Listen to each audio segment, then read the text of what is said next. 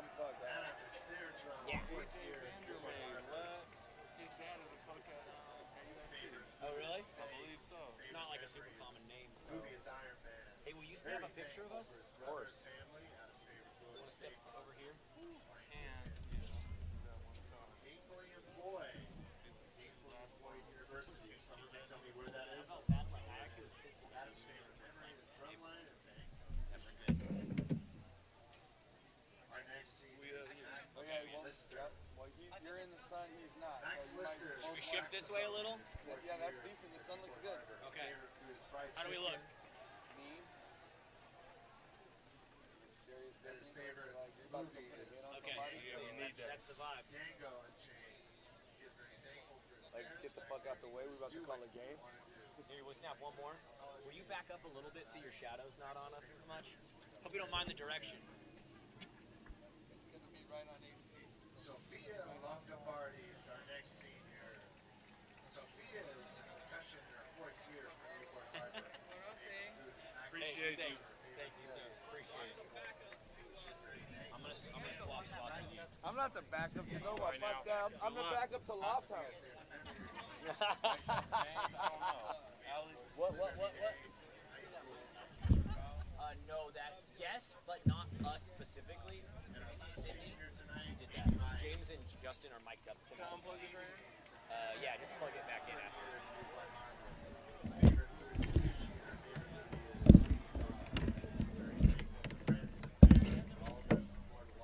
Hey, I'm gonna go use the bathroom.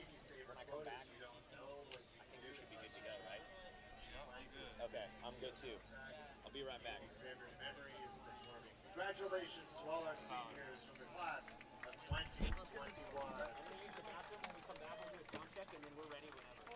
And now, let's enjoy the game, the 90th meeting between these two schools, and as always, Bill Saylor. Okay, can you help us take this down first? Take this down? Thank you.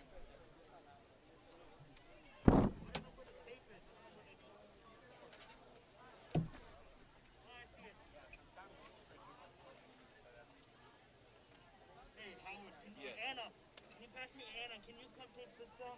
Yeah, take it in a second. I'm gonna take this really quick. Cool. And I think we need someone to take over there too.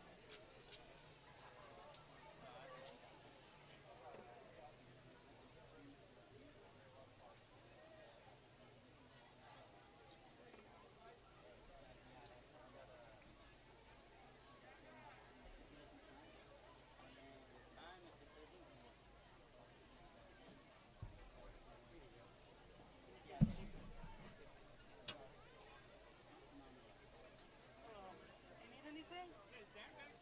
Dan? Is there someone named Dan? I don't know. Let me find him. I think I met him earlier. Yeah. I know, yeah, but last year was a game.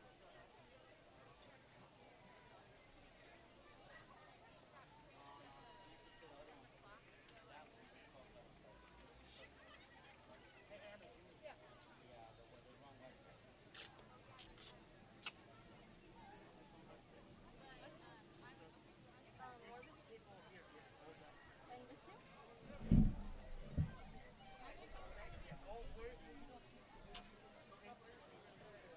Dan?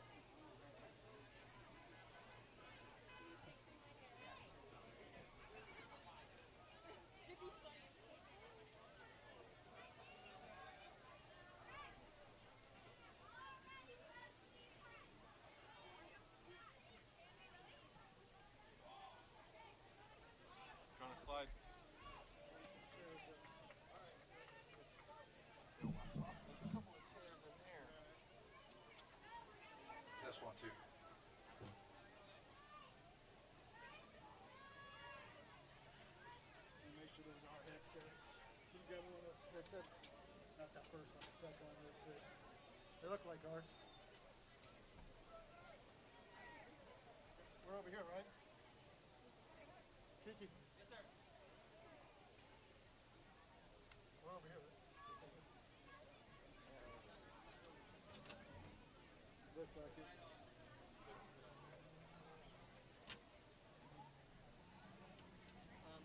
You guys are good?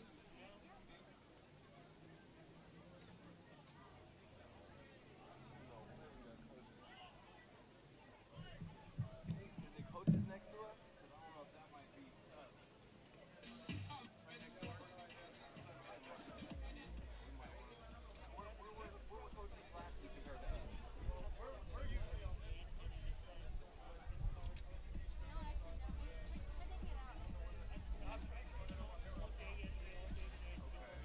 Yeah, we might have to say we might want to send them up top because that might be tough. We got like a whole little production going.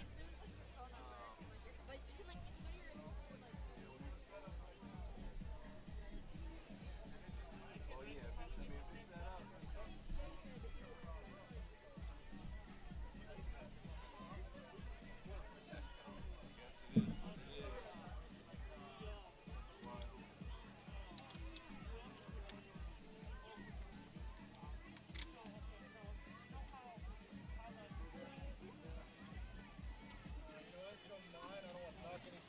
No, you guys here. Let me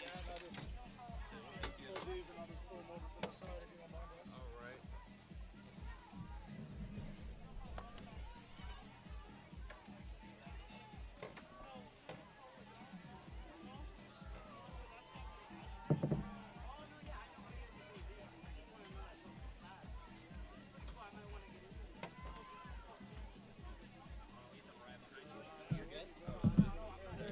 Huh?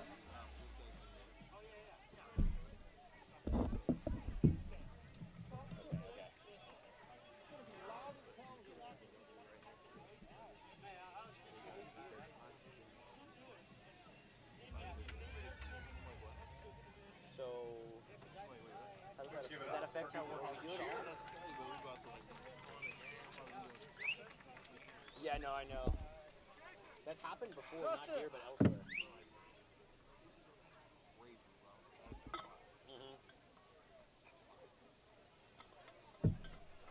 I hope their headsets are louder than ours.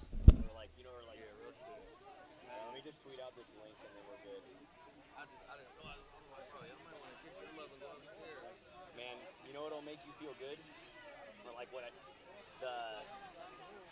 at the wrestling meet, one of the wrestling dads was like, last Friday was my wife's birthday, and we had a party, and we all watched the Battle of the Bay, and you guys are incredible, which was dope. And then Good evening, ladies and gentlemen. It's the 10-minute call. 10-minute call to one of the game wrestling time on coaches senior night, Newport was Harbor like, style. every Friday, me and my Tonight's buddy matchup, get the Oilers together and like coming in drink beers and watch from your guys' the broadcast. Sailors on senior night. Like, thank you. Like, dude, that's amazing. Like, 10 minutes. it's only a few people, but.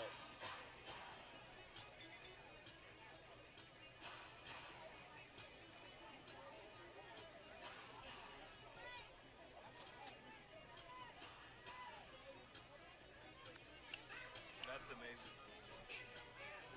I'm just thinking about Like if you would ever do that.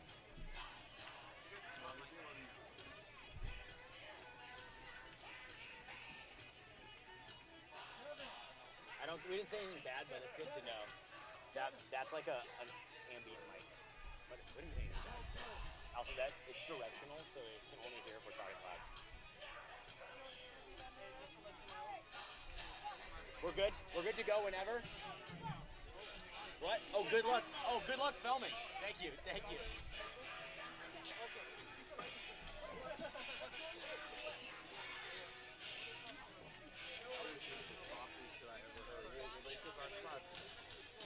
I know. No, I feel that.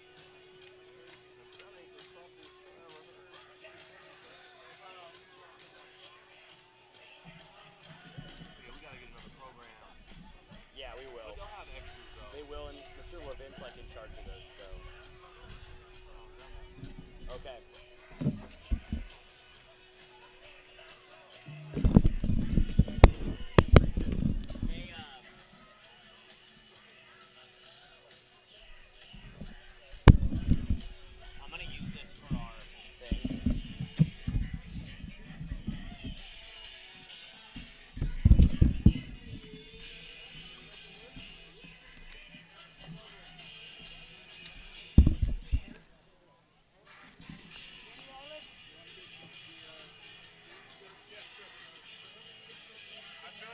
break something. Yeah, you want to? Oh, fuck. Yeah, man. I'm going to try my best not to break into your toy.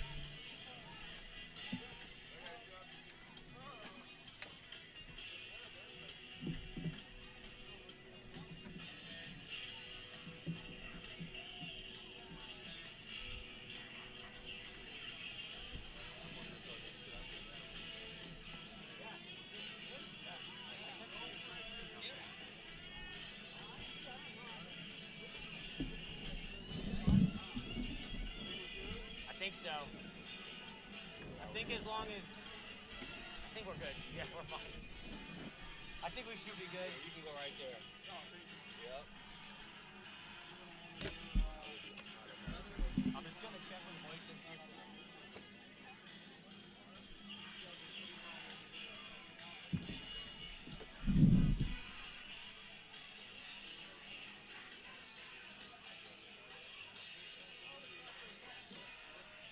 That is an impossible squeeze. I know, man. Let's try it. That's tight right there, man.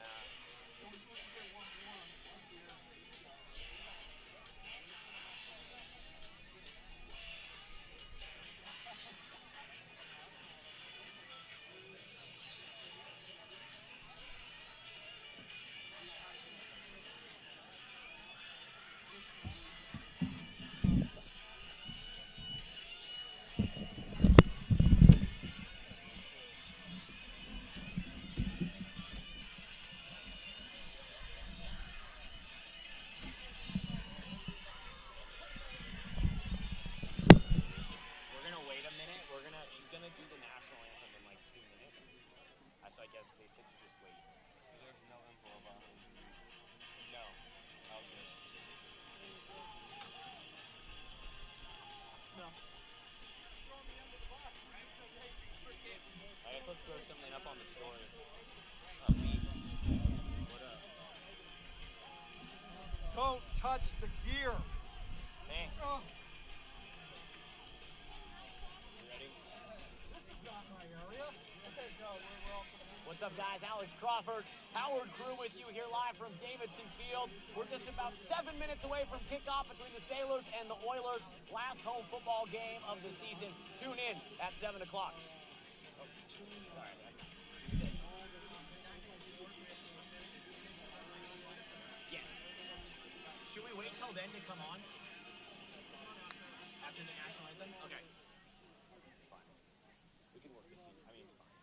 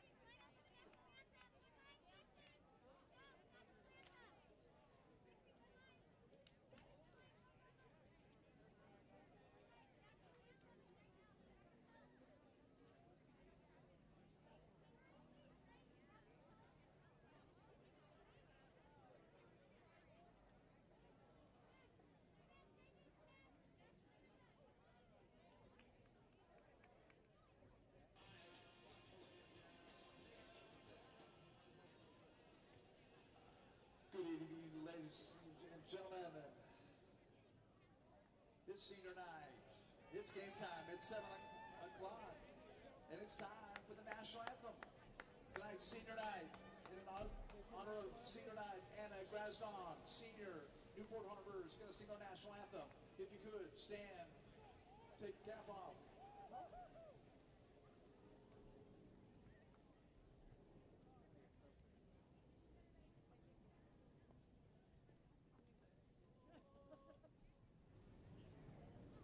See by the dawn's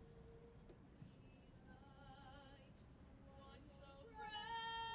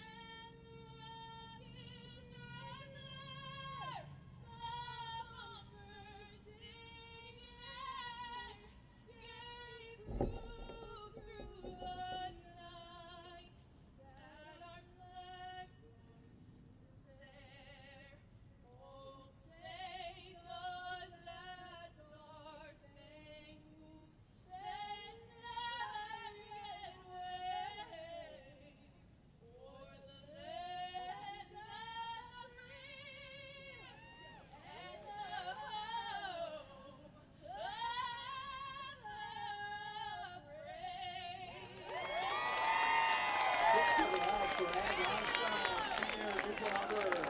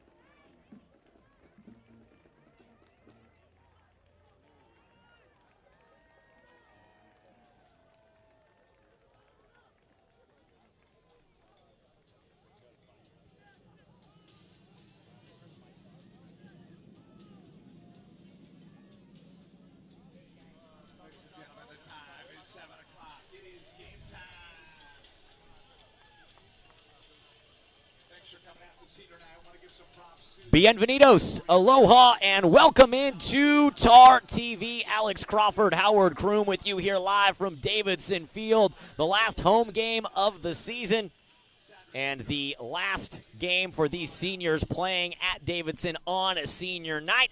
Howard, I'm excited for tonight's game. We had a heartbreaker against Corona Del Mar here 1 week ago.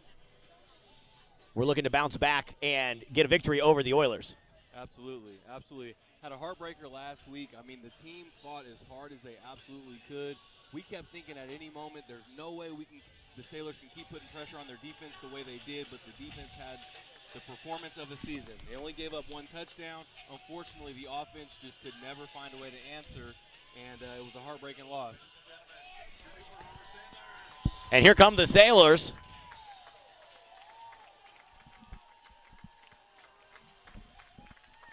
It is senior night here at Davidson, so we want to show some love to the 16 seniors. 15 playing tonight. 1, Cole Levin, not allowed to play because of CIF rules. I will pause or hold my distaste about that on this broadcast because CIF might be watching, but we do wish Cole was out there playing, number 14 for the Sailors. But let's run through these 15 seniors that are suited up and ready to play for Newport Harbor tonight, wearing their home. Now, Howard, are those blues or are those grays? I think those are home grays. It looks like a navy gray, kind of like a swagged out type of a spin on the Newport Harbor Navy. So let's start with senior number 30, the cornerback, Spencer O'Brien. Spencer also plays volleyball. I saw him sprinting over or jogging over from volleyball practice to get ready for football practice. He's wearing number 30 and starting at corner tonight for the Sailors. Tough player, and we saw him last week with maybe the defensive play of his career. He had a huge pass breakup on the left sideline here last week. Really tough corner. Followed up by number 13, Joe Nip. Joe missing the first couple of games of the season with a shoulder injury. Great to see him back out here for Newport Harbor. Excellent football player, even better kid. Hopes to continue his football career after Newport Harbor, so look forward to watching him. One of the best defensive linemen in the Sunset League, Chris Jover, number 72. He's a beast. He's a beast. He's going to be hard to replace next year, the big guy in the middle. And we'll have to keep running through those because all of a sudden, boom, it's kicked off, and we are ready for action here at Davidson. Kickoff is a dead ball at the 15-yard line. Lamarque lucky to scoop that up, and a rare special teams mistake on the opening kickoff by Newport Harbor. They will have First down and 10 from their own 15-yard line to open things up here in this senior night matchup between the Newport Harbor Sailors and the Huntington Beach Oilers, the 90th meeting between these two teams. And you're right, Alex. I don't know if I would have noticed it from Newport Harbor, but I think those are gray. Did they get new uniforms? I don't know. I just haven't seen those unis before this season. Yeah, you're right. I guess and everybody underneath is wearing like dark color accents and everything. So, yeah, I think they're coming out swagged out for senior night for the last game. Justin McCoy had to leave the Battle of the Bay early with a hip injury. He's in the backfield for the Sailors to the left of Nick Kim. First down and 10. They hand it off to McCoy. He goes straight up the gut. And I don't care if he picks up 2 yards, 3 yards, or whatever. It's great to see McCoy toting the rock. I can't believe he's back out there. I mean, he looked like he was going to be down and out we were hoping it wasn't an ACL last week, and now he's back out. So I'm sure he's sore. And he's already running off the field. I figured they'd give him the first carry of senior night. You were right. I was talking to some of the parents before the game, and they said that they expected to see McCoy get that first carry.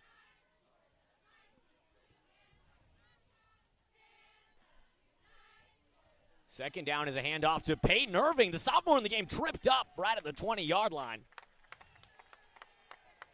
Yeah, if they're going to Peyton Irving, the sophomore this early, you know Justin McCoy is fighting through a lot of pain because if there's any carries to be had, he wants to have them all on senior night, I'm sure. So big third down here for the Sailors. Third down and 8. Ball on their own 20-yard line. Taking the kickoff on senior night. It's more of a 3rd and 5. Hopefully they can convert. Kim avoids the pressure. Now tries to buy time with his legs. Throws on the run. Henjum is there to bail him out.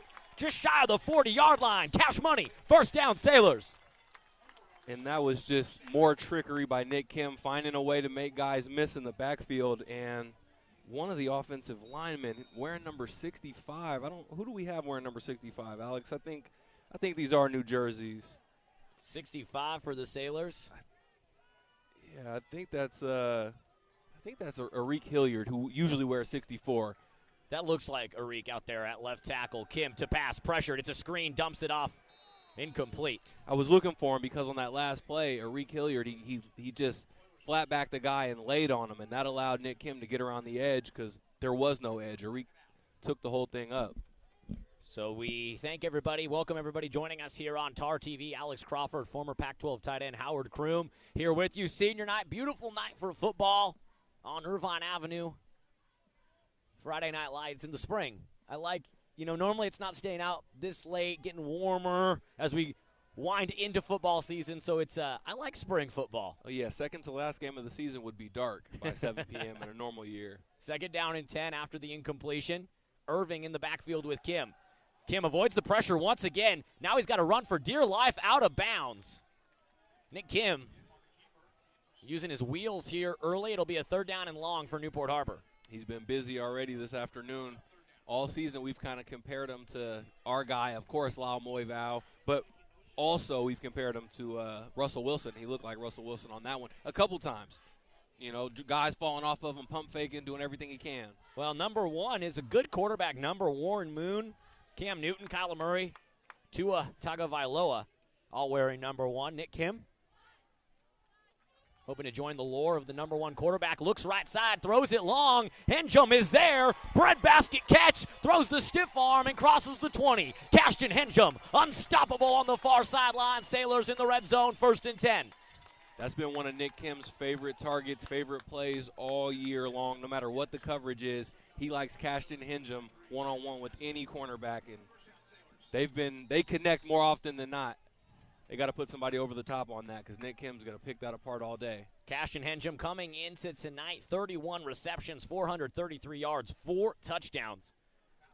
If we were in a full season, Henjum would certainly have a chance and almost positively would make it on the Sailors' all-time season receptions list for both yardage and catches. Well, he's going to find himself on the All-Sunset League team at the end of the season doing what he's been doing. First down and 10. It's a handoff to Irving. Dances in the hole. Peyton Irving had a nice finish to the game against Fountain Valley. 1 rush, 32 yards, and a touchdown for the sophomore. Yeah, you definitely know that Justin McCoy's banged up right now if he's not in the game. after taking that first carry. I wonder if he's just going to get one. Well, on the senior night program, he said his favorite food was dog food, so you know he's a dog out there looking to get some reps. Wouldn't be surprised if we saw him back in this game at some point, some sort of a splitting of carries. Two receivers split out to the left for Kim. Pressured again. Can he escape it? This time he cannot. Nick Kim is sacked in the backfield. I don't know what's going on up front, but it looks like it's some kind of miscommunication because the way that the Huntington Beach defensive line has been getting penetration, it's not that they're just beating guys one-on-one. It's happening too fast. It looks like it's almost a screenplay or something, but it's not. I don't know what the miscommunication is between the O-line up front. And it looks like there are a few different jersey numbers out there, Howard. Just going to say that we got multiple guys on the O-line, and we've never seen these numbers. It's the new jerseys. It's the gray. It's the long gray line. 3rd down and 21. Irving goes in motion. It's a swing pass to the sophomore back. Gets behind some blocks and picks up all the yardage lost on the sack down to the 15-yard line. Peyton Irving going to bring up 4th down and 6 for the Sailors. Let's see what happens here. Looks like Lofthouse, Emerson, and this coaching staff want to go for it. Well, picking up all those yards on 3rd and long now gives the coaches a decision. I think it's maybe right outside of Tankersley's range, maybe right at, but also 4th and 6. That's convertible. 4th down and 6. Sailors will go for it. They go hard count, and it looks like the Oilers jumped off sides. And see, now you give yourself a chance. You go hard count, you hold your water, the defense jumps. But now at 4th and 2, do you run the ball with Irving up the middle, try to give a quick hit slant to James Kroll? You got a lot of options right here. So it was 4th and 7. It's now 4th down and 2.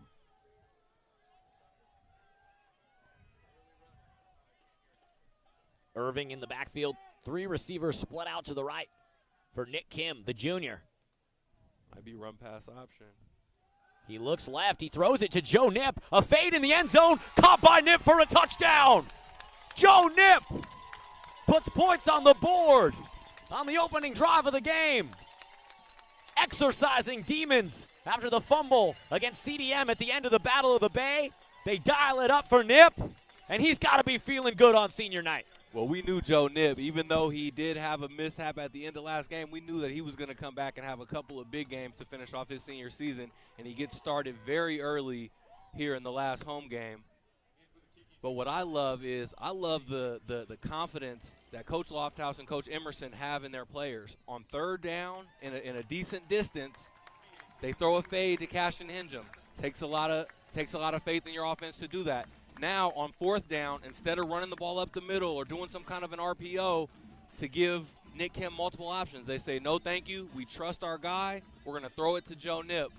It takes a lot of trust in your execution, and we've been saying it. Coach Lofthouse and Nick Kim have a lot of synergy together in this offense.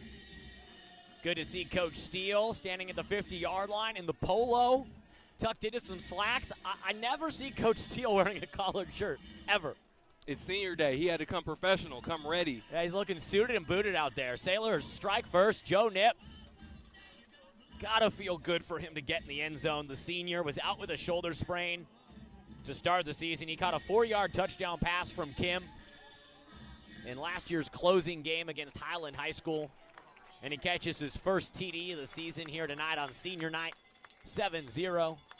Tankersley's extra point is good. Yeah, we knew Joe Nip was going to come back and do some big stuff, and I expect to see some more from him. Kick by Tankersley. Mishandled at the 10-yard line. Jonah Del Rosario ends up with it for Huntington Beach. And now, making something out of nothing, crosses the 40, but a bevy of yellow flags fly in. It's got to be some kind of a hold or an illegal block against the Oilers.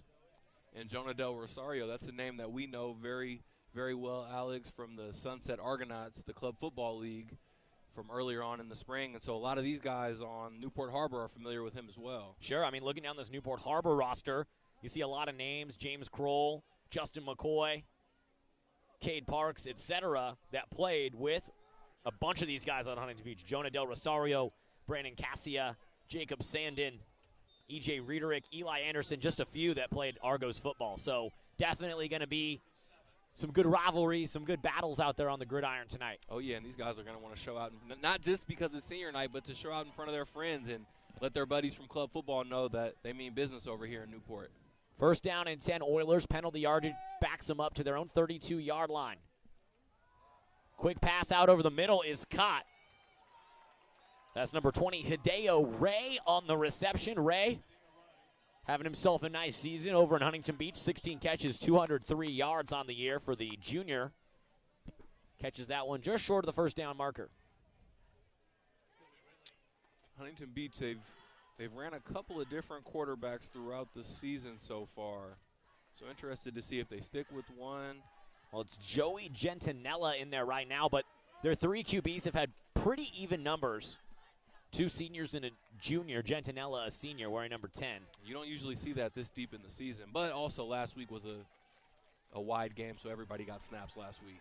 It's a pass. Gentinella looks long, passes there, and it is caught. Hideo Ray comes down with that one deep in Sailors territory. Billy Ridley in coverage for the Sailors.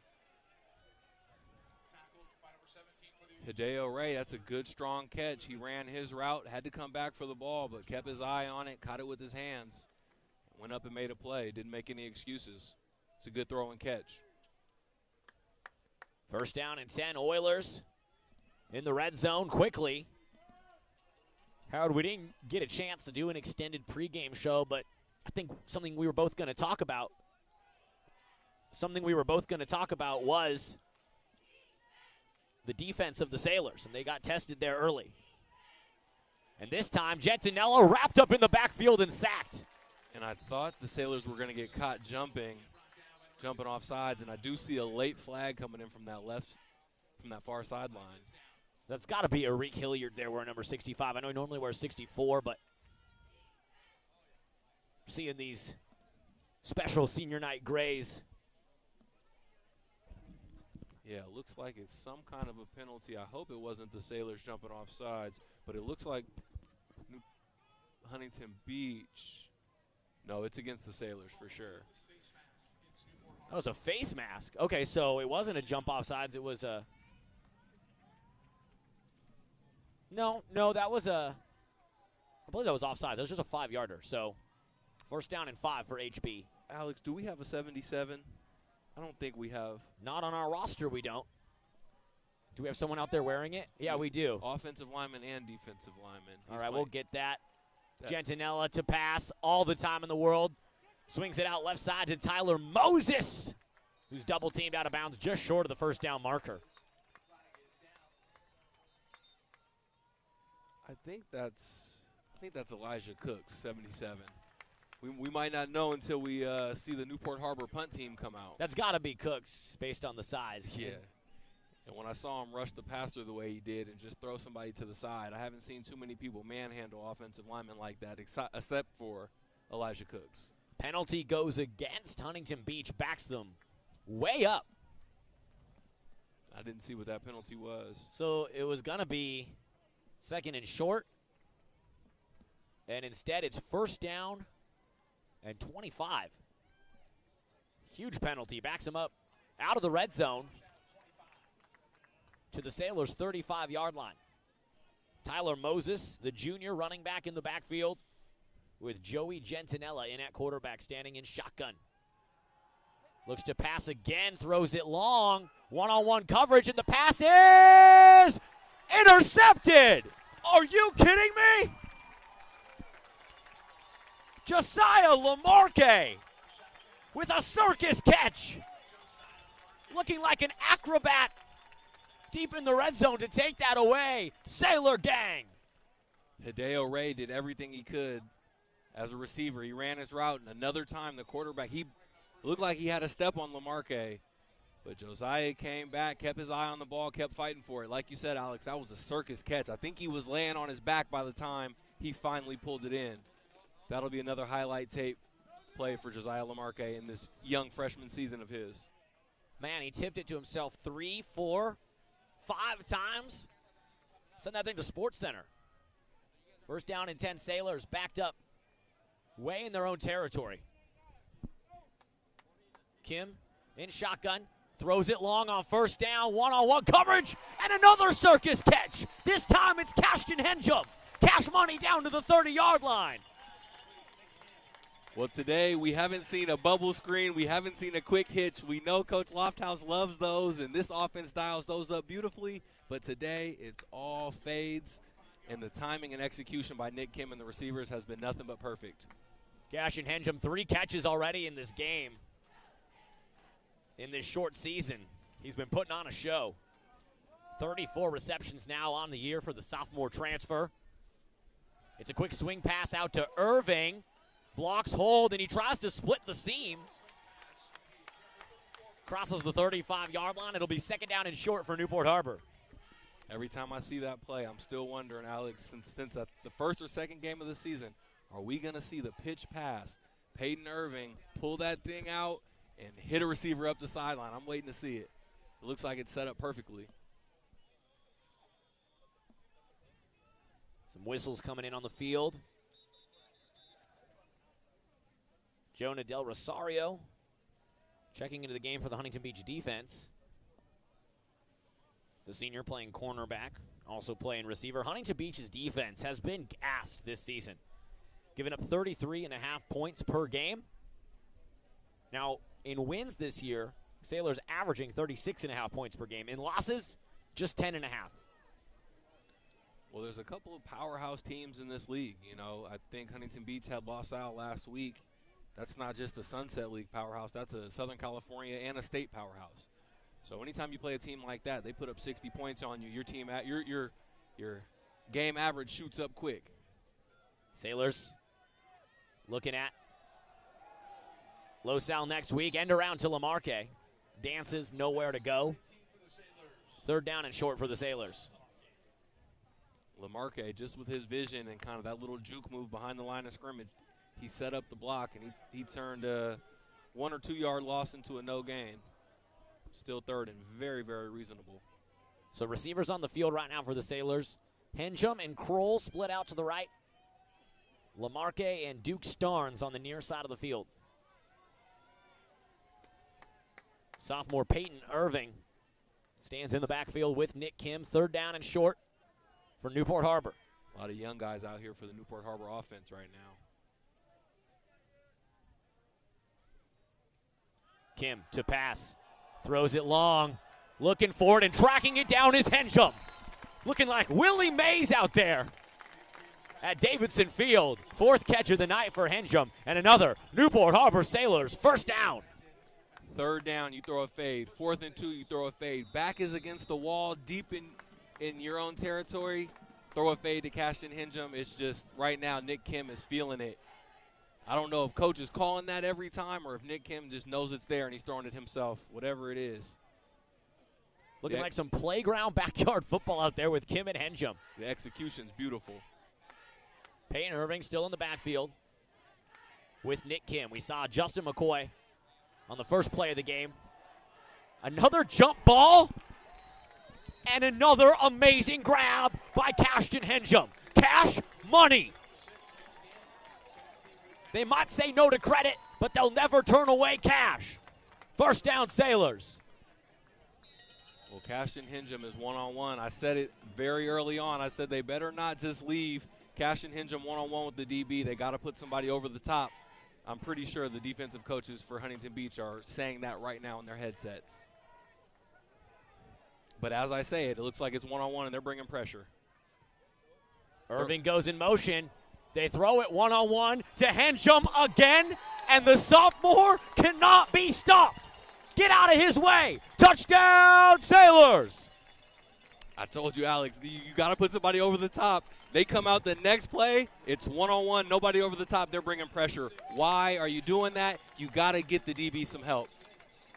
6 catches in the first quarter for Cashton Henjum. If you didn't know his name before tonight, you certainly know it now.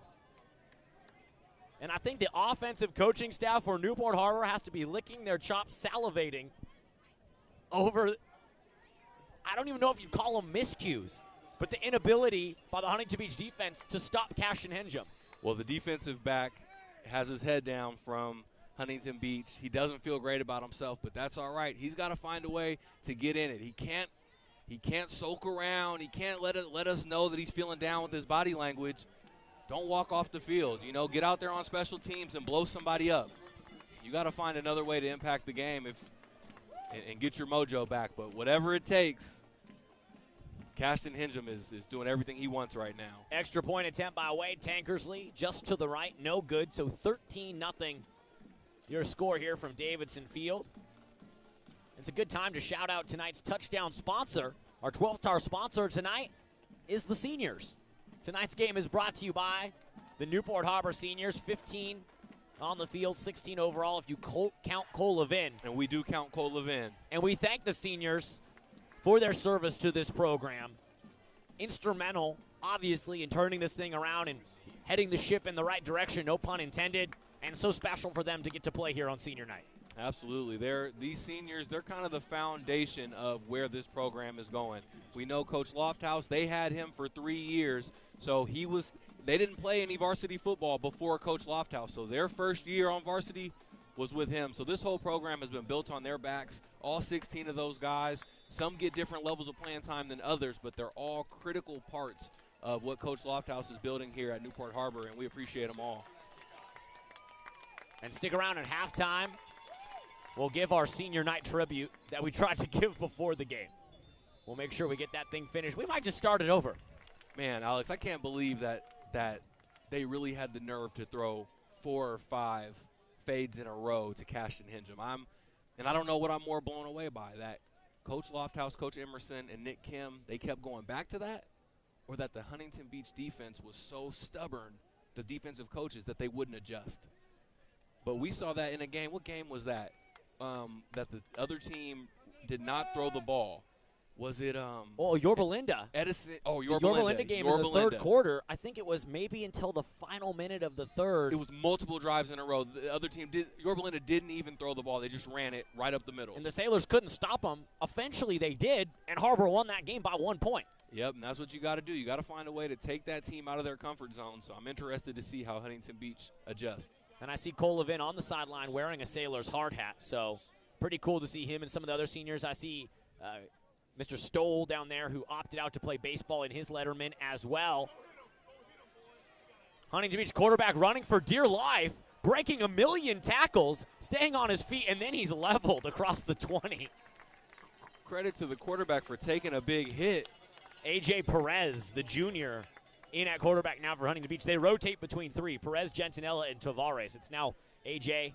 Perez in the game at quarterback for HB. I think Perez could have let that one go a little. I guess he had crossed the line of scrimmage, so he couldn't, but that was a big hit he took from the defense.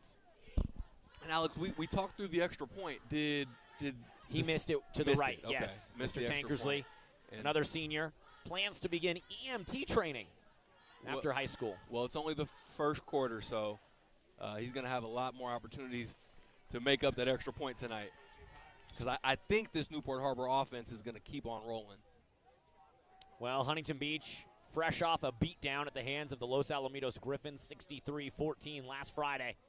They need to stop the bleeding here now on offense. Handoff, runs into a gray wall. Sailors defensive line stones the Oilers back at the line of scrimmage and brings up 3rd down and long for Huntington Beach. Man, this Sailors defense, week after week, it just feels like the team gets better. We didn't know what to expect last week against Corona Del Mar, but we knew it would be kind of a measuring stick game, and it was. And I feel like this Newport Harbor defense has picked up right where they left off last week in the 4th quarter. It's 3rd down and 9 for Huntington Beach. Ball is on their own 21-yard line. A.J. Perez stands in shotgun, takes the snap. Sailors bring the rush. Perez running for dear life, airs it out, and sneaks the pass in there to Hideo Ray to the 35-yard line. That is a Huntington Beach Oilers 1st down. Spencer O'Brien in on the tackle for Newport Harbor. I like Hideo Ray. He's good, and every time there's some trouble, anytime it's a high leverage down, he's who the quarterback is looking for, whether it's Gentinella or Perez. So 1st down and 10, Huntington Beach, final minute of this opening quarter of senior night here at Davidson Field. We'll be back in September for more Tars football, but this does it for this season. They fake the handoff. Quick pass out to Cassia, and nothing doing, nowhere to go for the junior receiver. Sailors sniff that out. In Huntington Beach, it's interesting. You know, they might not have as much depth as a team like Edison, who's right there. You know, they're probably fighting to get the same kids that Edison is fighting for, just like CDM and Newport Harbor. But they've got some athletes. They do. Number 33, Jonah Del Rosario is one of them. Second down and 10. Perez trying to buy time, runs into his own lineman, dumps it off left side. It's caught by Del Rosario across the 50. A.J. Perez, he's playing a little backyard football too, buying time with his legs. I like Perez too, so I was asking why did Perez take that hit earlier? The reason why he took the hit is because he's a shifty guy and he tries to get loose and make something happen with his legs.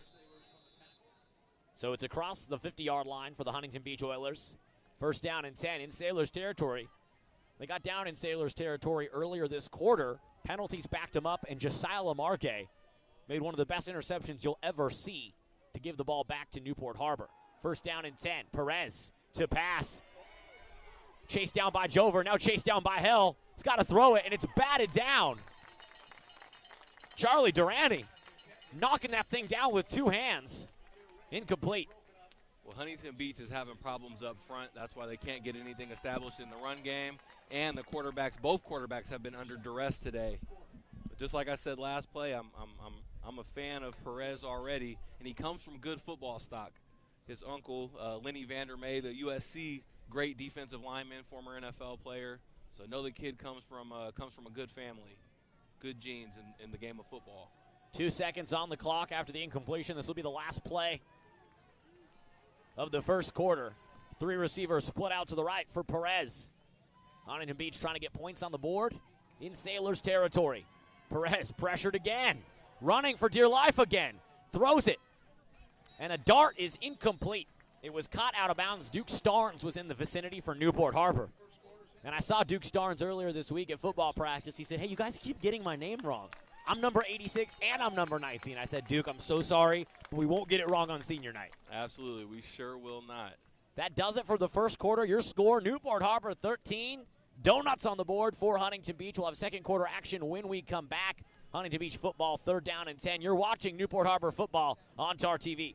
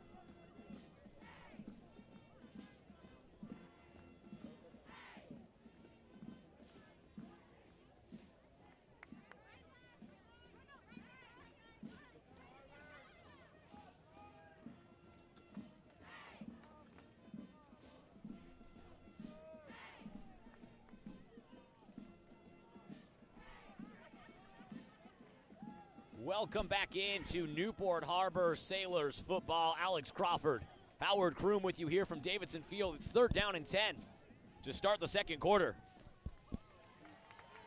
Perez to pass, pressured again. He's been living under pressure. He tries to sneak it in there, and he can't do it. Incomplete. Broken up by Noah Fogelman. And Perez is frustrated because he couldn't even get the play started. He took his drop, and the second he got his feet planted, he had defensive linemen in his lap, and he had to bail out of there. So we'll see our first punt of the night for Huntington Beach. Josiah Lamarque back deep to return. The freshman got to be feeling himself a little bit after that interception. And I saw his dad, Coach Lonzo Lamarque, wearing his Sailor Gang hoodie before the game. I need to get me one of those. Coach Lonzo repping Sailor Gang, Josiah, all black everything, looking fresh right now. Tyler Moses' punt bounces at the 25-yard line. That's where it will be down, and that's where this Newport Harbor offense that has scored on its opening two drives will set up shop. 2 touchdowns, 1 to Nip, 1 to Henjum. And Cashton Henjum came into this game averaging over 7 catches per game. He has 6 in the first quarter tonight. Yeah, that was just a concerted effort by Coach to say, if they're not going to stop us, Nick Kim will throw this fade all day long to Cashton Henjum. And they haven't stopped it yet. It's been unstoppable. But I see they got 2 safeties in the split in the field right now. That might be one step in the right direction. Henjum comes in motion. It's an end around to Henjum. Let's see if he can get behind some blockers. And that thing is sniffed out in the backfield by the Oilers. Nothing doing for Henjum on his first carry of the afternoon. And I don't think we've seen too many handoffs or runs with Cashton Henjum this year. Maybe it's a look from the Huntington Beach defense that Coach liked, or just with Justin McCoy out, you got to kind of find different looks. Well, we did see a fake end around to Henjum that resulted in a wide open James Kroll touchdown against Fountain Valley. So we know Coach does like to do something with that. 2nd down and 10. Kim to pass, buying time. This time he'll tuck it and run. Slides just short of the 35-yard line. 3rd down and manageable for the Sailors upcoming. Well, 3rd down and manageable. It's a high leverage down. We've seen nothing but Nick Kim getting to throw the ball where he wants on 3rd down. But Huntington Beach, their defense has changed it up. They've got those cornerbacks off the ball and bailing. Cashton Henjum is the receiver at the bottom of your screen. It's a quick pass out to Lamarque, who tries to get behind a block from Henjum, splits the seam, and turns on the Jets across the 50. It's a race for the end zone, and no one is going to catch Josiah Lamarque. Sailor gang, bang, bang. Touchdown, Sailors. If you're the Huntington Beach defensive coordinator, you can't win right now. There's no way for you to be right.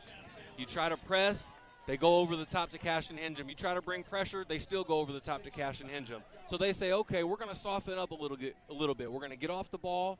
We'll get lighter with the defensive backs. And what does Coach Lofthouse do? Throws the ball in the backfield to Josiah Lamarque. He makes one guy miss, and is off to the races. Howard, that was almost identical to a play we saw from Lamarque and Cole Levin in the Winter Circle Champions League Club Football Sunset Argonauts season, where they hit him on a quick swing pass, split the defenders, and he's got sneaky breakaway speed. It never looked like he had to even shift up or down a gear, but all of a sudden he's gone. Well, what happens on that play is there's 3 defenders and there's 2 blockers for Josiah Lamarque. So his 2 blockers, they take care of 2 of the defenders, and there's 1 guy left. Josiah Lamarque has to make something happen on his own. He took care of it himself, and he made the guy miss in the backfield. There was nobody left after he made that guy miss, and we know with his speed, he's gone. That touchdown brought to you by your touchdown sponsor tonight, which is your Newport Harbor Seniors. Kind of fitting that the seniors sponsoring tonight's touchdown made by a freshman playing on varsity. Well, we talked about before the game started, we talked about the Huntington Beach defense having some real problems this year. We can just go down the box score from their games and know that though they do have some athletes, they can get gashed, and they can get gashed very quickly, as we've seen tonight. A big thank you to all of our 12th TAR sponsors this season, stepping up in a weird year and a COVID-inflicted season to hold it down for the TARs. Golden Com, Newport Lexus, Full Sang Architecture, JAS Electrical, Bixby Residential, and CT Realty, all making it happen for your Newport Harbor football program. Visit tarfootball.com to get involved, sponsor the team, and support these kids. We haven't called too many guys' names on defense that we usually call. Carson Diavola, Eric Hell, the freshman Jacob Carlone. And that's because it's kind of been a lot of 3 and out, and the offense for the Sailors dominating. I will say this, there are a lot of guys wearing different jersey numbers tonight, so that might be why we're still trying to figure out who a few of these folks are. 1st down and 10 for Huntington Beach from their own 29-yard line. Gentinella back in the game at quarterback. It's a quick pitch out to Hideo Ray, their playmaker, wrapped up in the backfield and unable to get any breathing room. A suffocating tackle by Carter Gomez and Connor Chenier. What an interesting decision by a coach to go every other possession for a quarterback. You really do not see that often at positions like quarterback that are, the most important position on the field. I can't even think of like another high-profile time that it's happened throughout the whole season. Yeah, it's interesting, man. And you know what I'm really curious about? And we couldn't get an answer from anybody on the Harbor side, and maybe Huntington Beach was playing at Coy, but they're without number 9, their star running back, Sammy Green, as Gentinella airs it out long. It's a jump ball, and Huntington Beach going to come down with it. Braden Bailey fighting with Billy Ridley for it and coming down on the 40-yard line with a big catch, but Sammy Green, their senior back, a transfer from Jay Serra, headed to play in Las Vegas at UNLV next year. He's got 47 carries, just under 400 yards, 6 touchdowns on the season. Coach didn't put him on the depth chart. He was shut down by CDM and Los Al, and he's not playing for him tonight. Yeah, I wonder if he was a little banged up and just out of an abundance of precaution. Is he sitting out? It's kind of curious because he's a good player. I'm sure he could help Huntington Beach. Certainly. First down and 10. Pass out left side. Caught by Cassia, and he was met immediately and wrapped up by Chenier and Billy Ridley. And Cassia's down, dealing with some sort of an injury around the 30-yard line. And I know we're up here in the Roger Carlson press box, Howard, but I can certainly feel a difference of energy on these sidelines. Sailors feel geeked up, hyped up, ready to play, not overlooking this Huntington Beach opponent before next week's big battle against Los Al. And Huntington Beach looks like they're over there looking at their stopwatches, wondering when this season will come to an end. Yeah, this the third week in a row for them where it's not even been close. I thought that the Sailors were going to have an opportunity to put up a lot of points today. I didn't think it was going to be this many this fast. But this is the first drive, the first little bit of success that we've seen from Huntington Beach so far. So hopefully Cassia is not – hopefully he's just a little bit banged up, sore, and doesn't keep him out of the game. It's a good time to give love to our – well, I was just going to give love not to our sponsors, but to our offensive and defensive lines, because we don't always get to call their names, especially the O-linemen. But as you and I both know, Howard, you were a pseudo-offensive lineman in your time at at Oregon State, tight end. But no line, no shine. Absolutely. No line, no shine. So it's good to give love to Grayson Simon, Owen Hammondtree, Cade Parks, Arik Hilliard, Elijah Cooks, Nate Peters, Caden Skibby holding it down on the offensive front for the Sailors.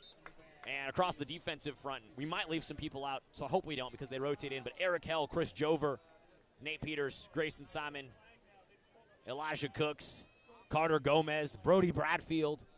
Some of the big hog mollies down in the trenches getting it done for the Sailors. And it looks like a personal foul against the Sailors. So at the end of that 8-yard gain, now 15 extra yards. And it looks like we're giving a shout-out in the crowd to Jason Levin, Mr. Newport Harbor football. Where are you at, Jason? A jack of all trades down there on the field.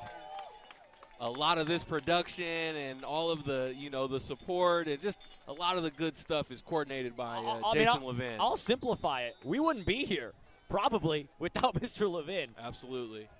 At the helm of the Sailor ship. First down and 10. Huntington Beach. Gentinella trying to escape the pressure. Tucks it and runs towards the end zone. Shoved out of bounds. Just shy of the goal line. Noah Fogelman getting some reps at linebacker today. You might notice Jacob Carlone in street clothes on the sideline. And we haven't seen a ton of Fogelman since early on in the season. He's a good linebacker, so glad to see him out there getting some reps. First down and goal for Huntington Beach from the 4-yard line. Well, Huntington Beach, they don't want to go away. They put up a touchdown here. It's still early on in the second quarter. Plenty of time left for them to climb back in this game.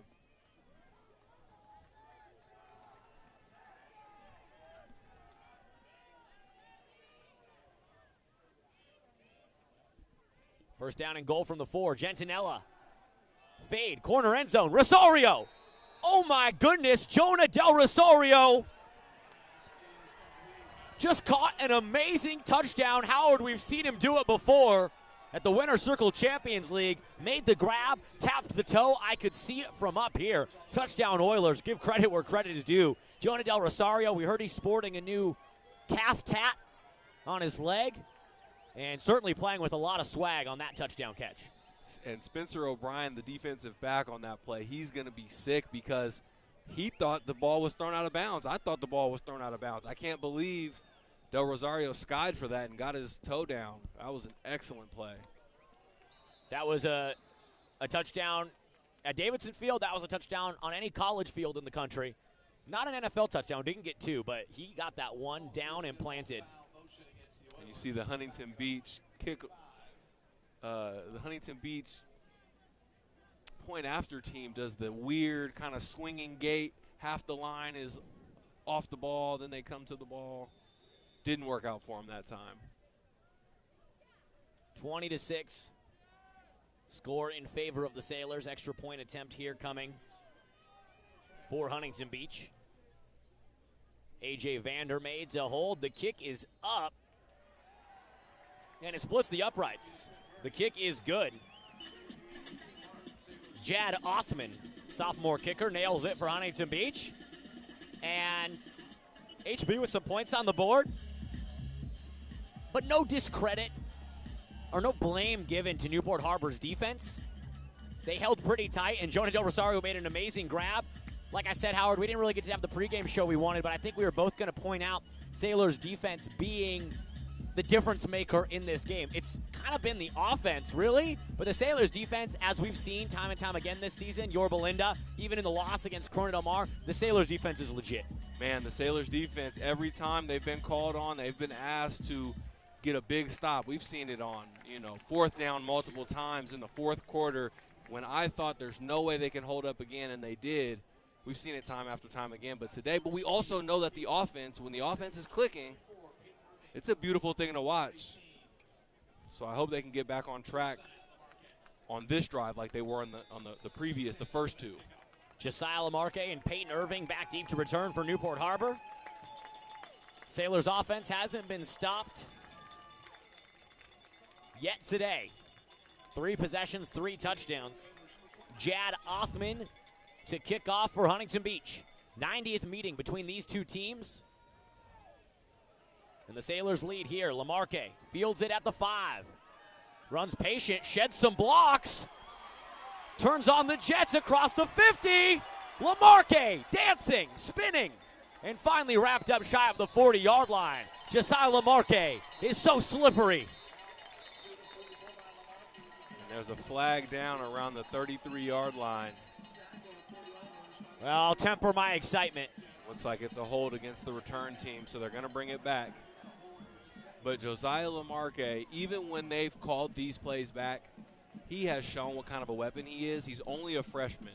So for the next 3 years, one, he's going to be an all-conference Sunset League punt return, kick return man. But they're probably going to treat him like Deshaun Jackson and not kick the ball to him. Well, let's talk about the youth movement. It's senior night, but you'll see a question in the program asking the seniors, who's going to fill your shoes? And we're looking at freshmen like Josiah Lamarque or Jacob Carlone, sophomores Cashin Hensham, Carson Diavola, and Nick Kim's got another year left. The running back in the backfield who's backing up McCoy. Peyton Irving. He's got plenty of snaps left in the tank and a lot of talent, so throw him in there as well. It's a swing pass out to Lamarque, and he's flipped up, upended. And looks like he's in pain. Yeah, it looks like they got him at his ankles. Lamarque is coming up gingerly. But he popped up, which is good. Speaking of injuries, we had a brutal one in the wrestling meet earlier. Big thanks, big shout out to everyone who's watching the doubleheader on TarTV, our first doubleheader. We had a wrestling dual meet against Irvine High School at 3:30. Now we've got football against Huntington Beach at 7.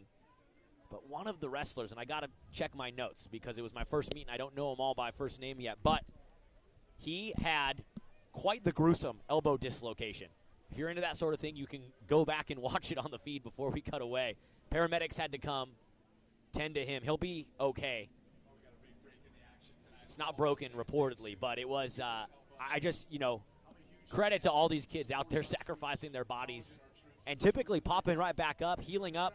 We saw Justin McCoy taking the first care of this game, coming back from injury. So big shout out to all these kids grinding, guys and girls, in all sports. And Alex, I don't know if you brought up the wrestling meet because it happens to be WrestleMania weekend, and we got a lot of fans out there gearing up for the. Oh, I wasn't aware. Oh man, it's WrestleMania week, not just weekend. But shout out to the young man at the wrestling match. Hopefully his elbow is going to be super sore, I imagine, for a couple days. But hopefully he makes a speedy recovery. I mean, I'm no doctor, but it was bending the wrong way. Yeah, I can't watch that kind of stuff. I couldn't either. We had to cut the cameras away. Your receivers from the bottom of your screen onward. Cashin Henjum, James Kroll, and Joe Knipp, a sophomore and 2 seniors. Split out at the bottom of your screen. Peyton Irving in the backfield with Nick Kim. It's a handoff to Irving. He's wrapped up in the backfield. And the Huntington Beach Oilers defense, signs of life. Here in the second quarter, it's 3rd down and long for Newport Harbor.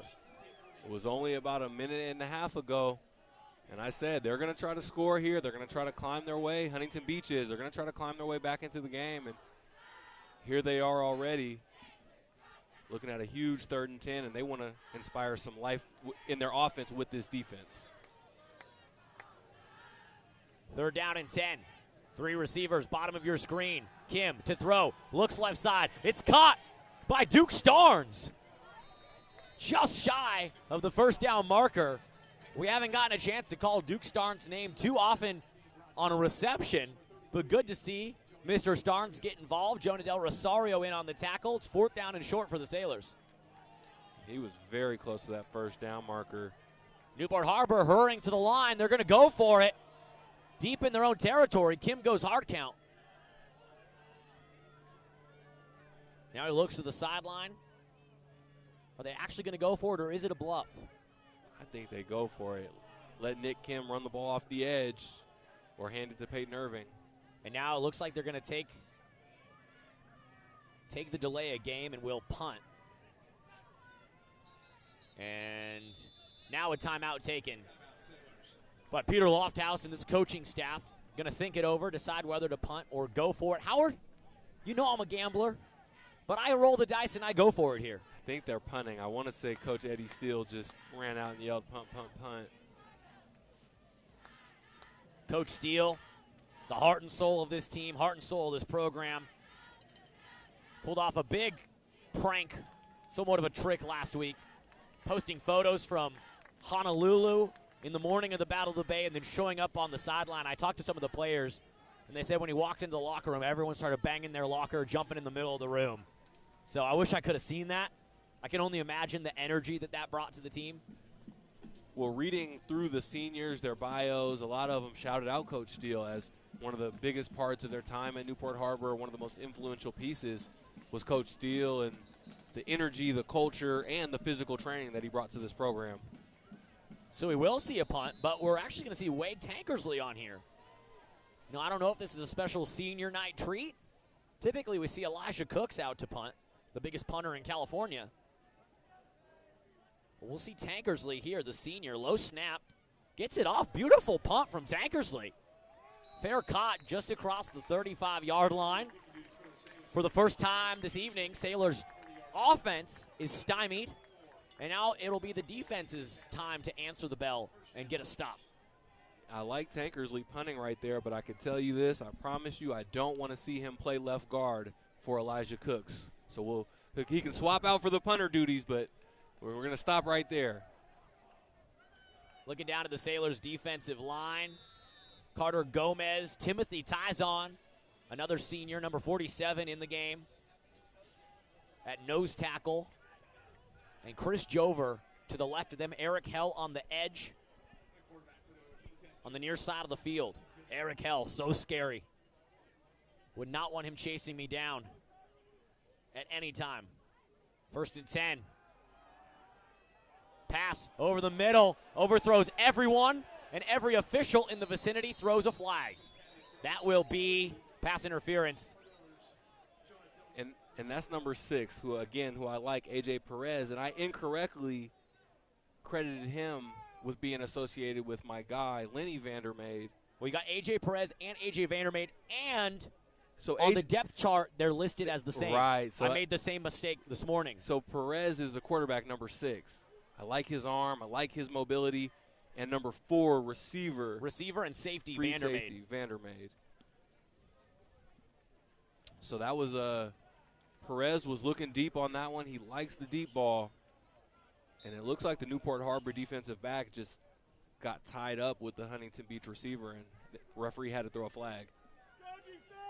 That penalty moves the Oilers into Sailors territory. And this is the time, if you're Newport Harbor, squash the bug, stomp out the fire. Don't let Huntington Beach get life here before halftime. First down and 10 Oilers. Perez out of shotgun. He will pass. He's chased down by Eric Hell, wrapped up and sacked at the 50-yard line. I knew his time was coming, and the bell has tolled for Eric Hell sacking A.J. Perez in the backfield. Yeah, it's only a matter of time before Eric Hell finds his way to the quarterback. And A.J. Perez, he is sure locking in on that deep ball. He wants to let it fly seemingly every snap. Eric Hell, one of the best players in Southern California last week with his performance at the Battle of the Bay, getting shout-outs from a lot of the high school football writers as top performances. Eric Hell made life miserable for that Corona Del Mar offense. Yeah, Eric Hell, when I saw him walk into the locker room while last week we were sitting in a film session, I saw him walk in. He didn't have a sign on that said Eric Hell. He didn't have on number 33. But I tell you, I knew it was him right away by the size of those biceps and that domineering presence that he had. Well, when we're on campus and when I'm here doing these other games throughout the week, I'll see the football guys lifting. I'll dap up James Kroll, say it up to Joe Nip, Nick Kim, most of the guys. Eric Hell scares me. I stay away from him. And he's a high school kid. I feel like he's going to beat me up and take my lunch money. I'm not kidding. And with that, I hear he's one of the nicest guys around, an absolute gentleman. So you love to hear that, but he's a great size and shape for a football player, and he makes his presence known on the field every time he's out there. And before the season, we met with head coach Peter Lofthouse, and we asked if there was a big battle royale, who'd be the last man left in the octagon. He said Eric Hell. Yeah, that doesn't surprise me. The senior transfer from Edison. After the timeout from Huntington Beach, 2nd down and 12 for the Oilers. Perez has time, airs it out deep for Del Rosario, almost made another amazing grab. Why didn't Del Rosario get his second hand on it? Del Rosario's playing for the highlight reel here tonight. That looked like a catchable ball. I don't know if maybe he was getting held a little bit by the DB or what, but and it's funny, that's the 3rd play in a row. Perez, he's looking for the deep ball every time. But he throws it well, though.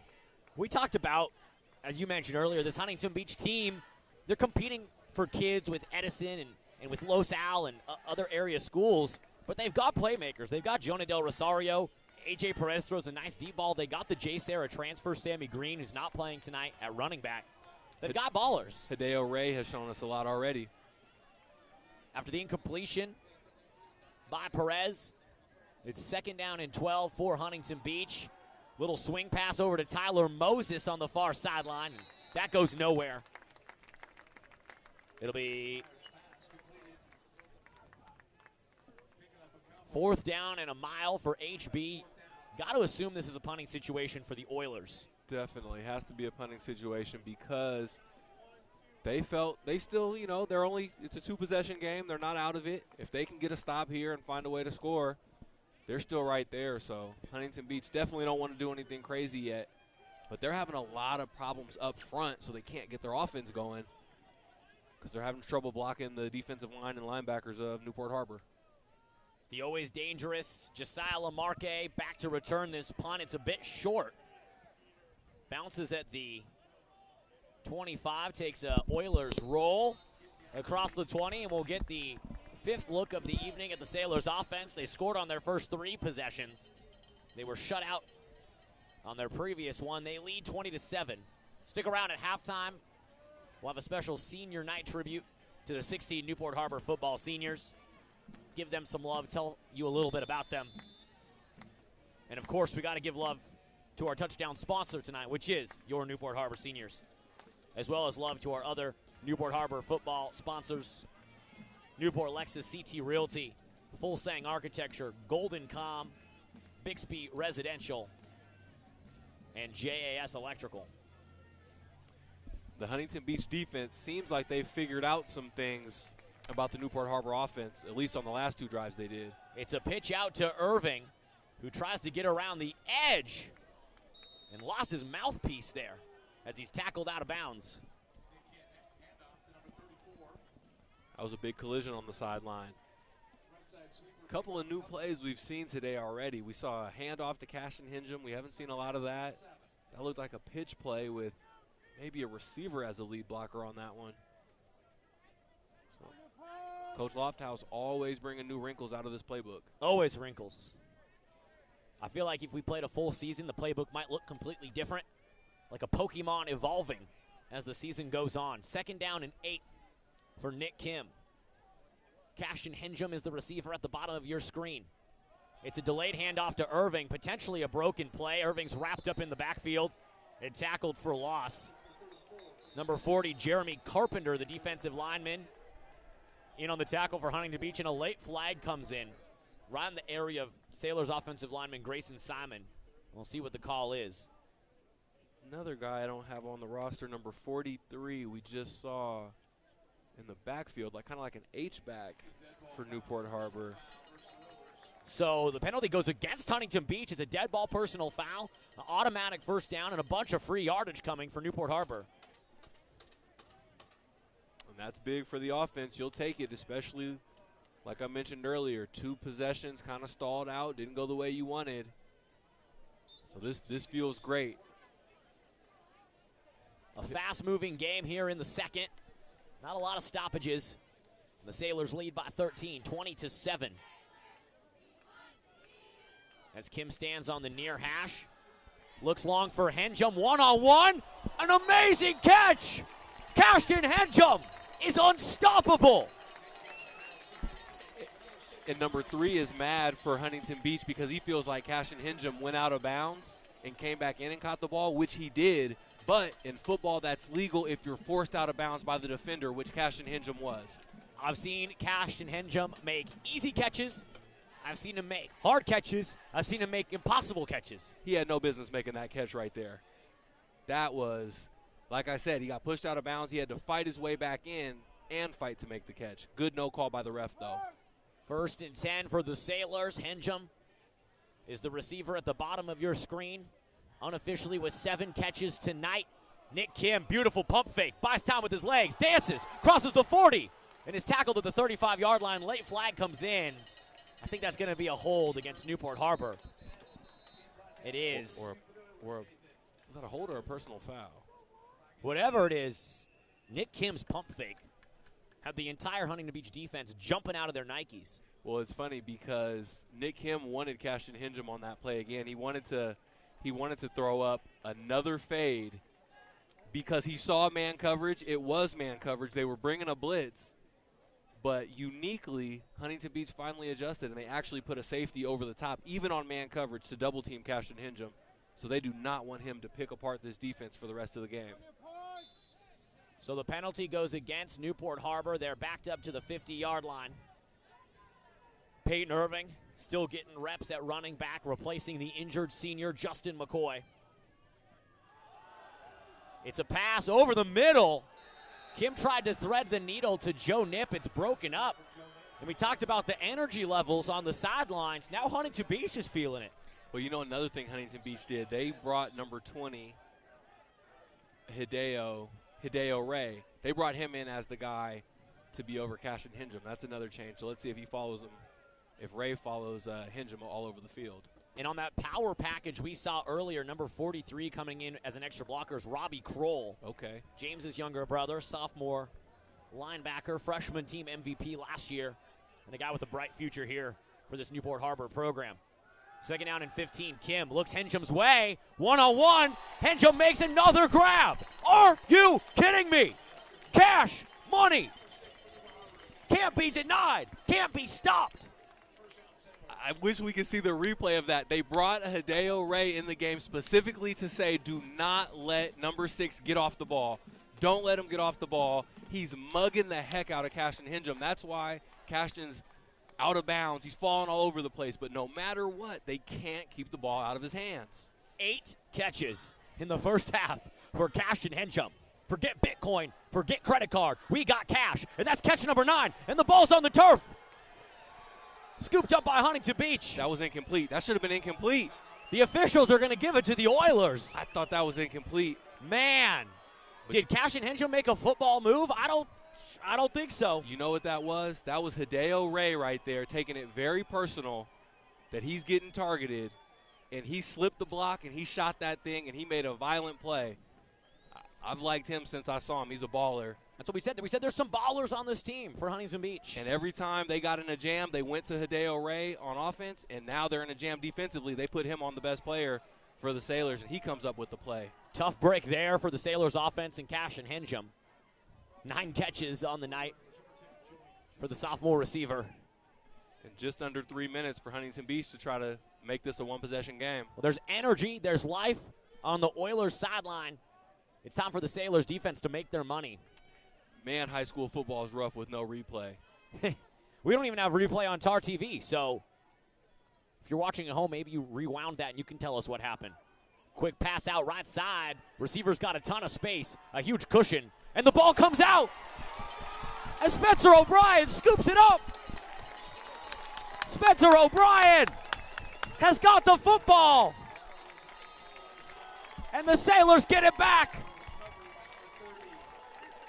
Boom! Spencer O'Brien forced the fumble, and he scooped the fumble up. It was just sitting there. But did you see the defensive technique? He broke down. He shuffled his feet. That right there is what they call teaching tape. You break down, make a play in open field, and get your hands on the football if you can. It's a beautiful play by the senior. Spencer O'Brien on senior night, making the play of his career. The volleyball player. What? I can't believe he had enough time to not only force the fumble, but to find it and scoop it up off the turf. I know he was hoping he had that extra gear to break away. Just wasn't going to happen. And I didn't see the targeting, Alex. I have no idea. Well, my what reaction was because I thought it would have negated that play. It came after the fumble recovery. So somebody was a little bit excited and tried to get a block for O'Brien. First down and 10. Kim, he's passing. He throws it. It's caught by Kroll.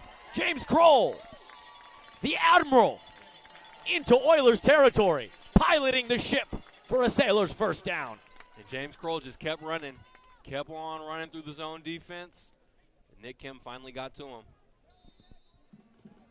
James Kroll with his first grab of the night. The senior leader, the heartbeat of this team, the Admiral of this Sailor ship. Kim, he'll pass again. It's a screen for Irving. Tries to get behind some blocks. Flags will come in. And Huntington Beach thinks it's a hold against maybe Josiah Lamarque or maybe Grayson Simon for the Sailors. Nick Kim's got to be careful on that. He got to let his receivers get set. I don't think Cashton Hingham was. He was still moving on that. But now we've got a Huntington Beach guy. Hopefully he's on the ground. Looks like it might just be a cramp. It's a block in the back against Newport Harbor. So that will back them up. Final minutes of this first half, and the Sailors want to add to their lead, 20-7. Want to start driving some nails into the coffin before halftime and send the Oilers back to Surf City with their bags packed. We got E.J. Rederich over there, who was just down for Huntington Beach. He's still trying to walk that cramp out. E.J. Rederich, another Sunset Argonaut from the Winner's Circle Champions League. So after the penalty, it's first down and very long for Newport Harbor. Hingham and Kroll, the receivers at the bottom of your screen. Peyton Irving in the backfield, takes the carry, has some breathing room, and went truck stick on the defender across the 40.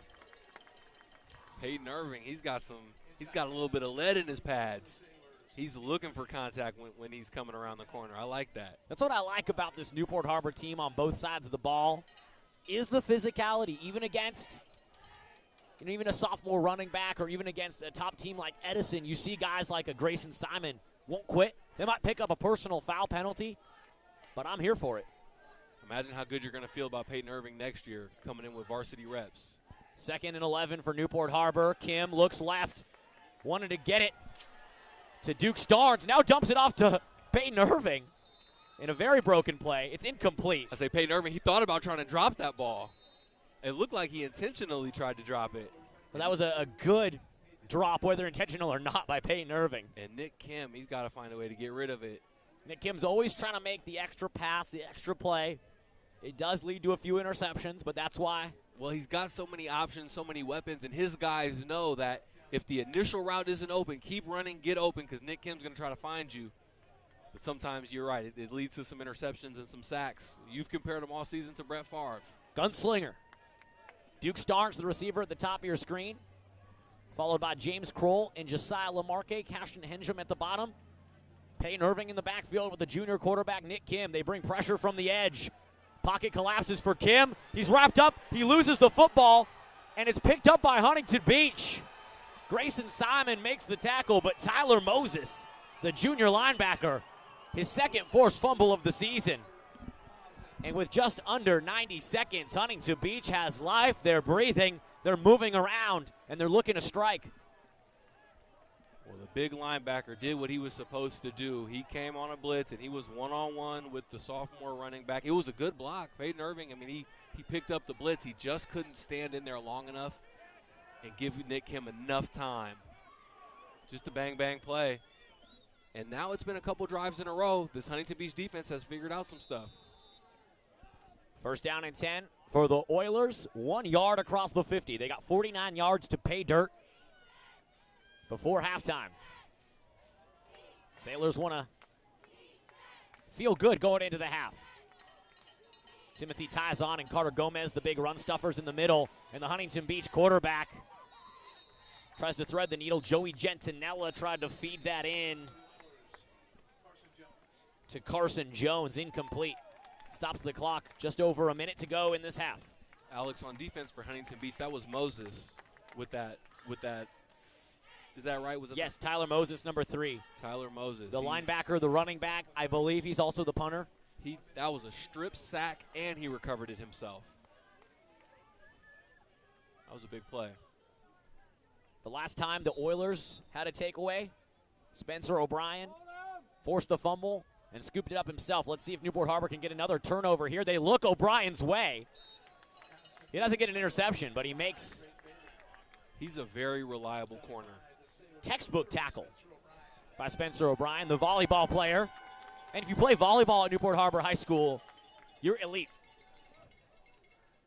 3rd down and 5. They look O'Brien's way again.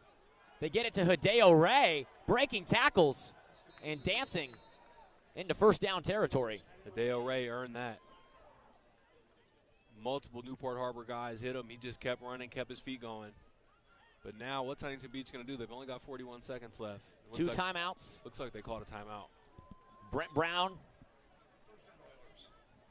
Huntington Beach coach, going to use a timeout. After the 1st down, they'll have 1 remaining.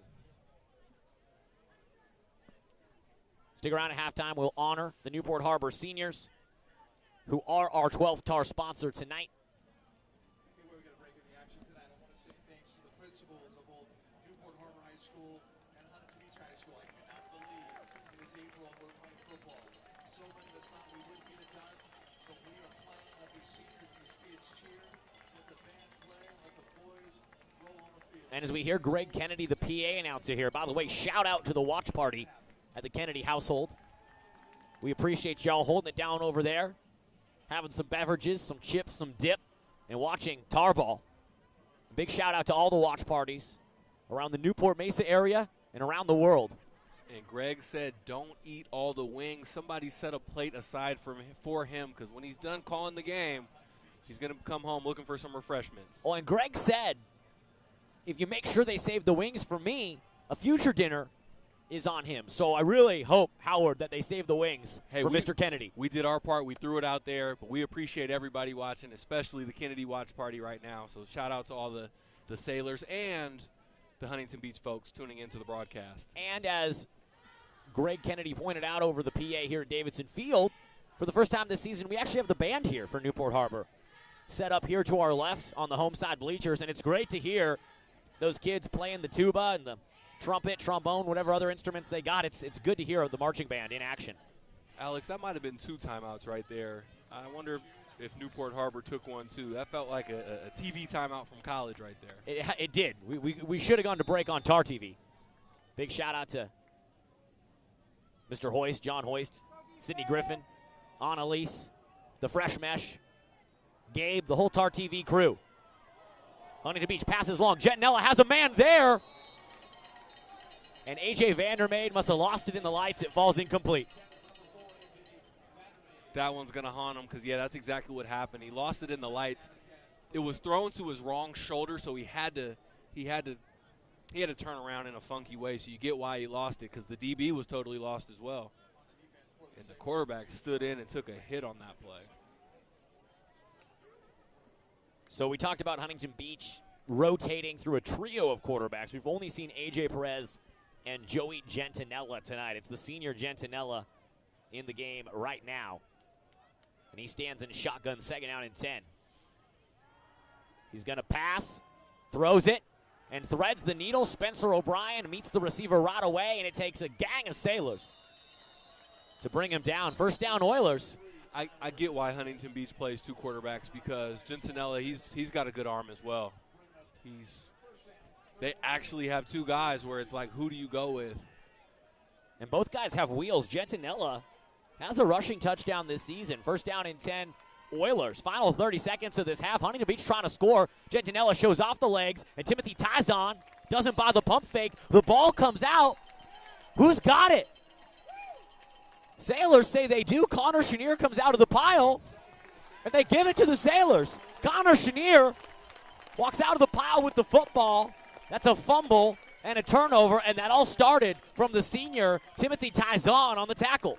The offense turns the ball over 2 times. O'Brien comes up with the fumble recovery. Now Connor Chenier comes up with the fumble recovery. Again, every time the defense is asked to do something, they get it done. I don't know how long you can keep relying on them, but credit to this defense. They are a tough bunch. I really hope Coach Lofthouse, Coach Emerson, and the Sailor staff don't play it safe here. Take a shot. Throw it to Cashin Henjum. That's what I want to see right now. Oh, heck no. Coach Lofthouse isn't playing any games. You're feeling good.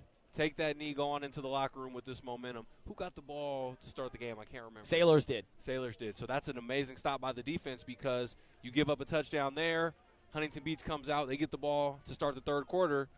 It's anybody's ball game. So that's a huge turnover by the defense. This one goes out to the cheerleaders of Huntington and the Newport Harbor. If you're a senior, if you can wave your hands and let us know where you're at. Stick around at halftime. If you're a senior, it's senior night. We will give a tribute to the seniors, and we will carry some of the Newport Harbor cheer team halftime show. Some seniors out there as well. Crowded territory up here at the Davidson Field Roger Carlson press box.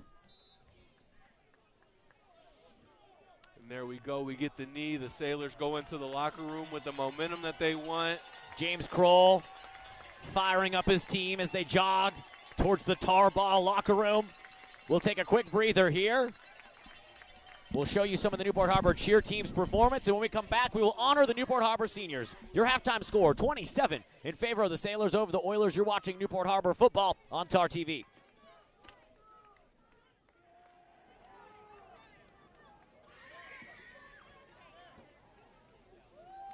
Halftime entertainment tonight is provided by your very own, your Newport Harbor Pep Squad. Let's give it up.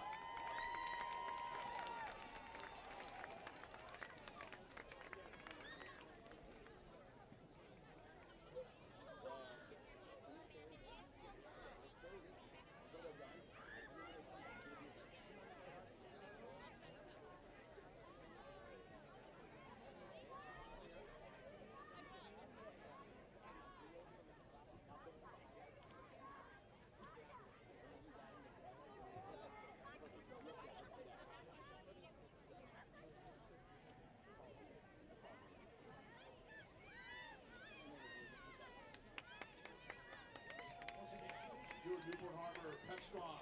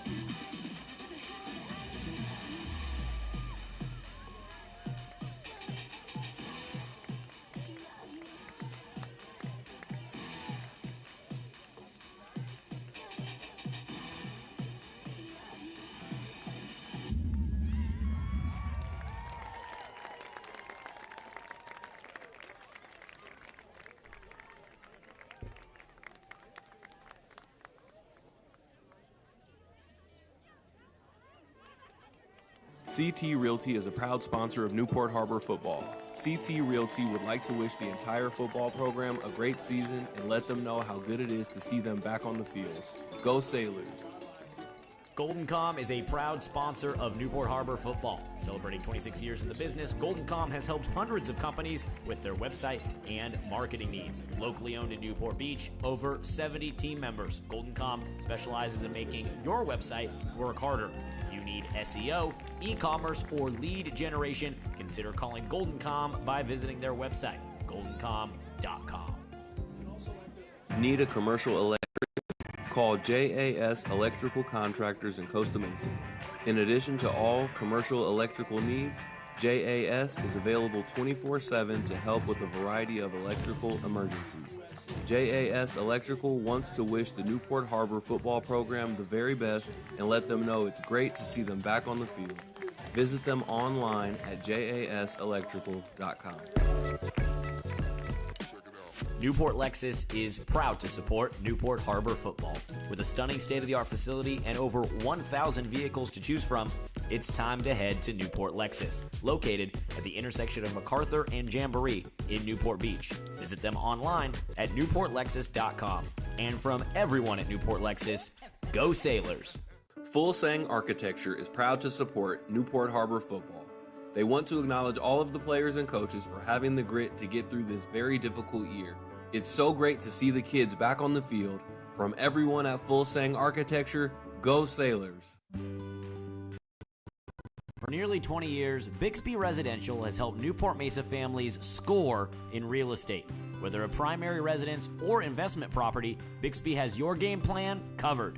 And Harbor Seniors, our Media Scholarships draft is in its 10th season. Try out now for $1,000 in film, journalism, and photography at bixbyresidential.com/blog.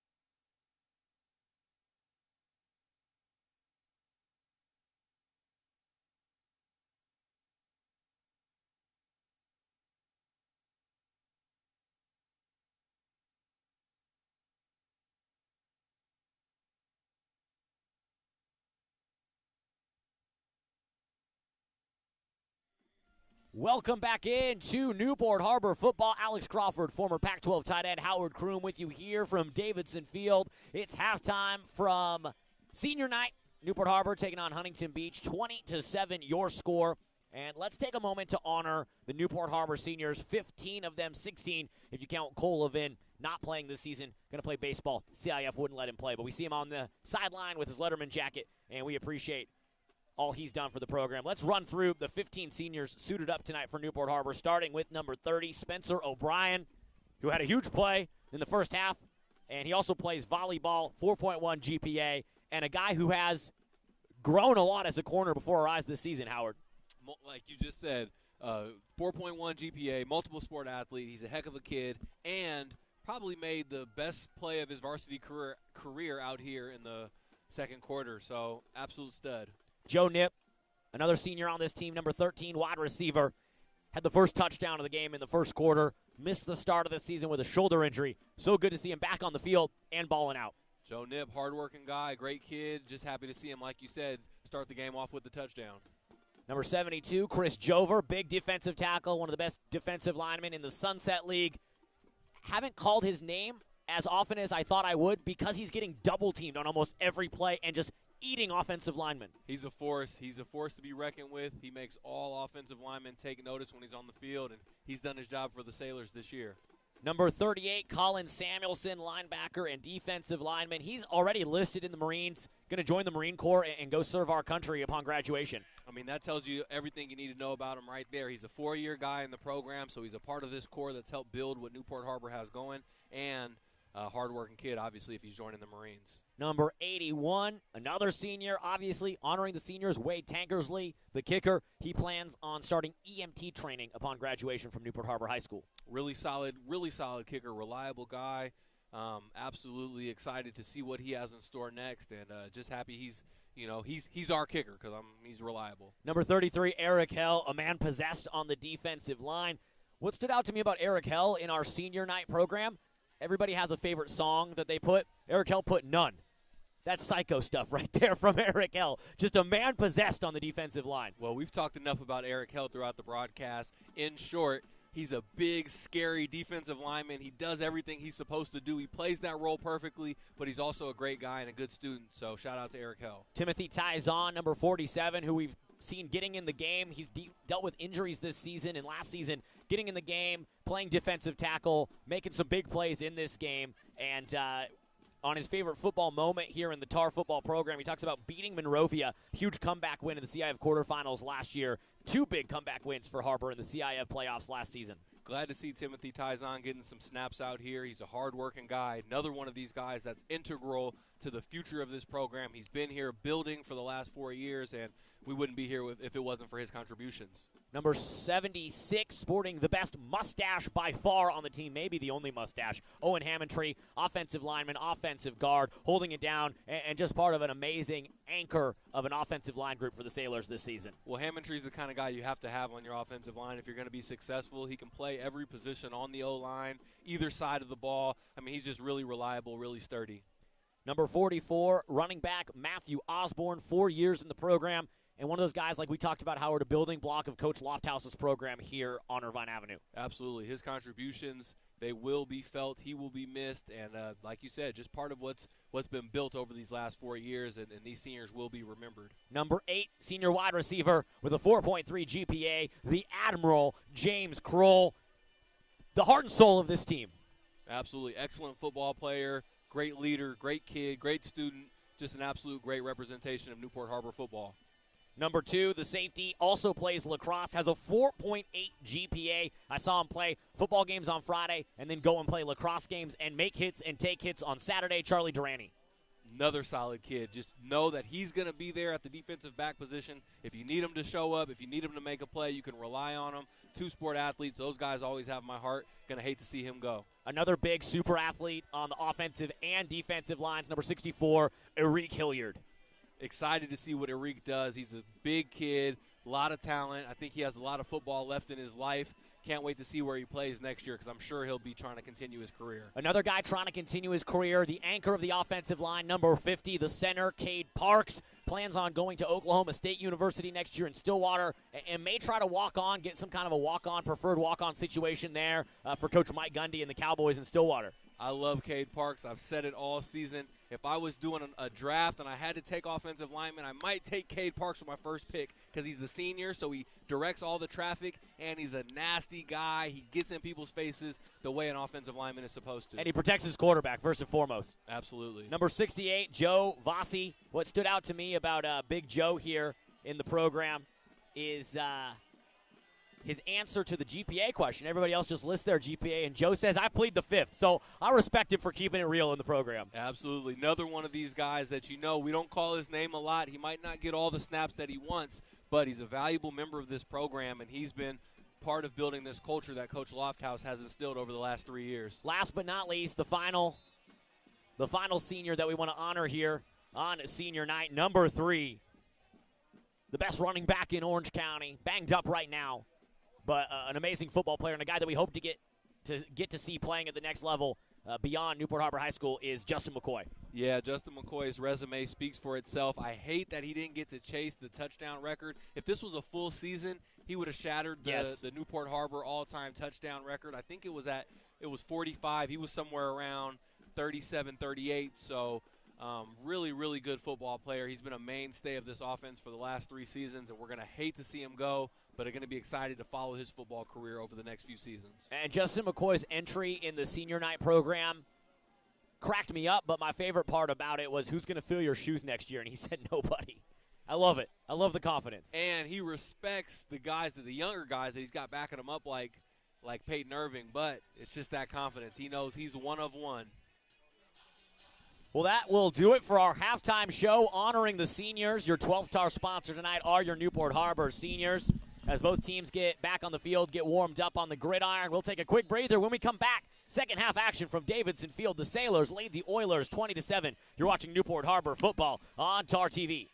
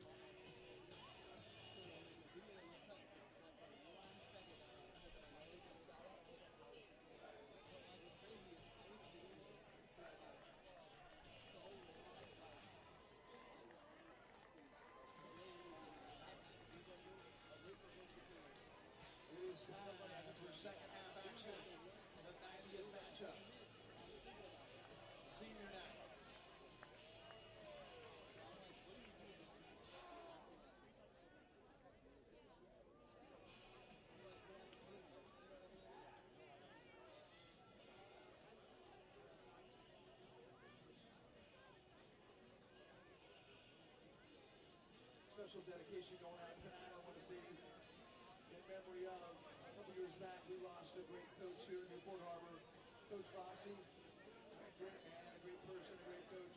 I'm going to dedicate this last half for the last game of the year on senior night to legendary Coach Fossey. For all that you did for the boys, for the memories that you created, buddy. We miss you.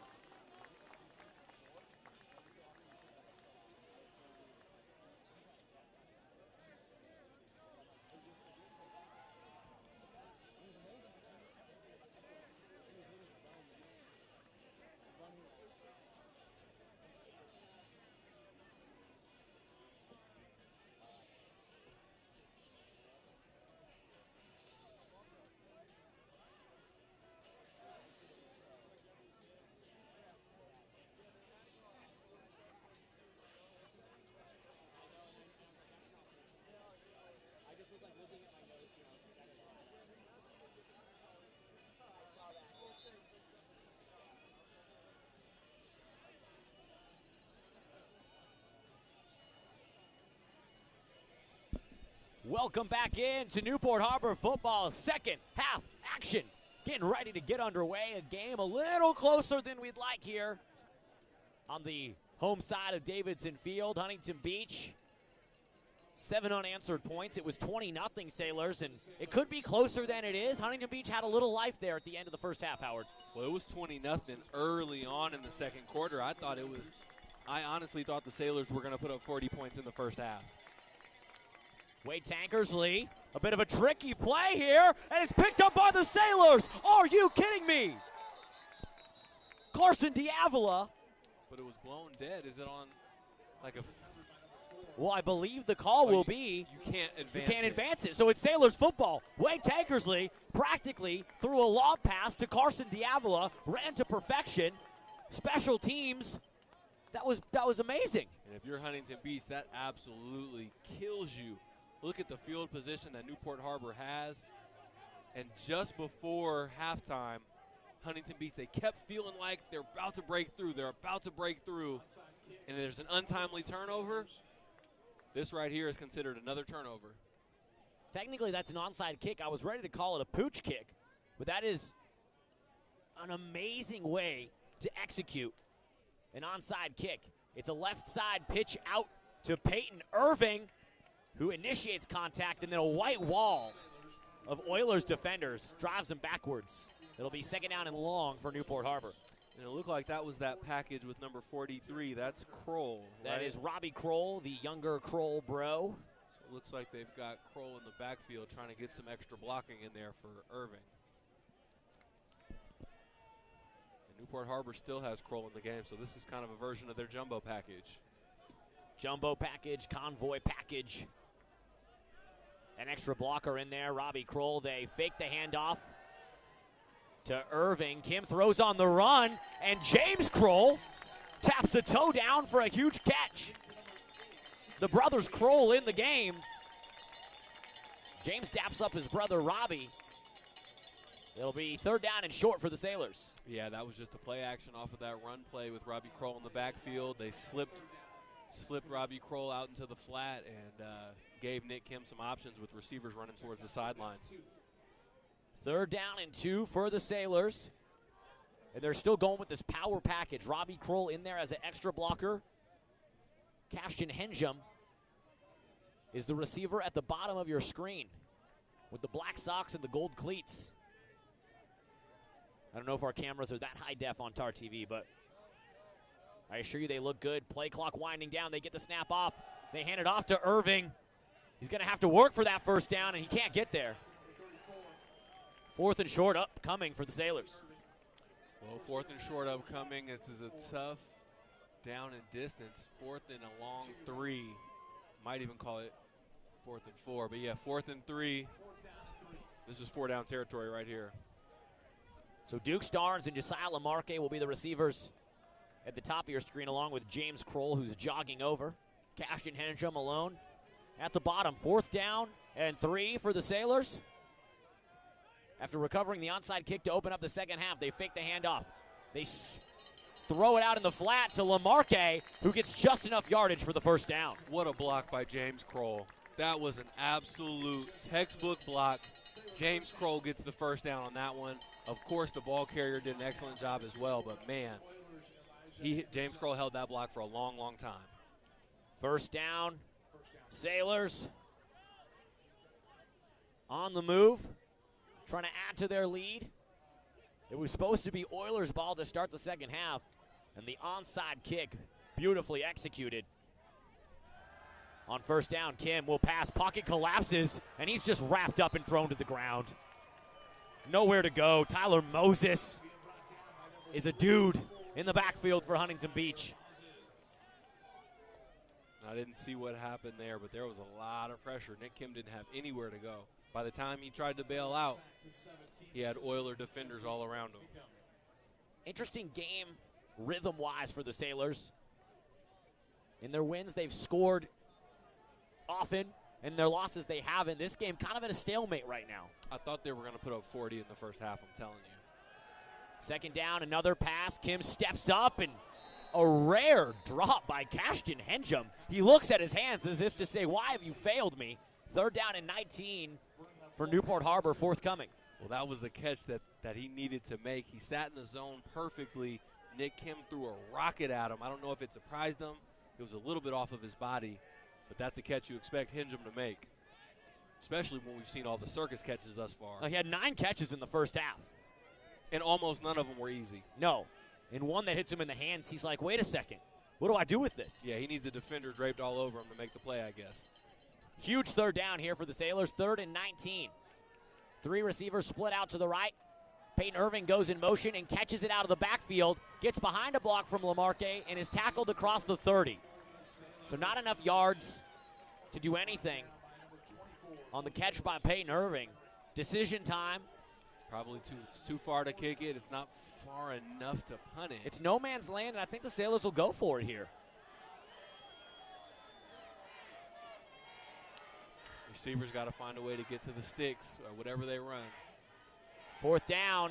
Kim looks left side, passes high, and it's too high for his intended target, Duke Starnes. Turnover on downs by the Sailors.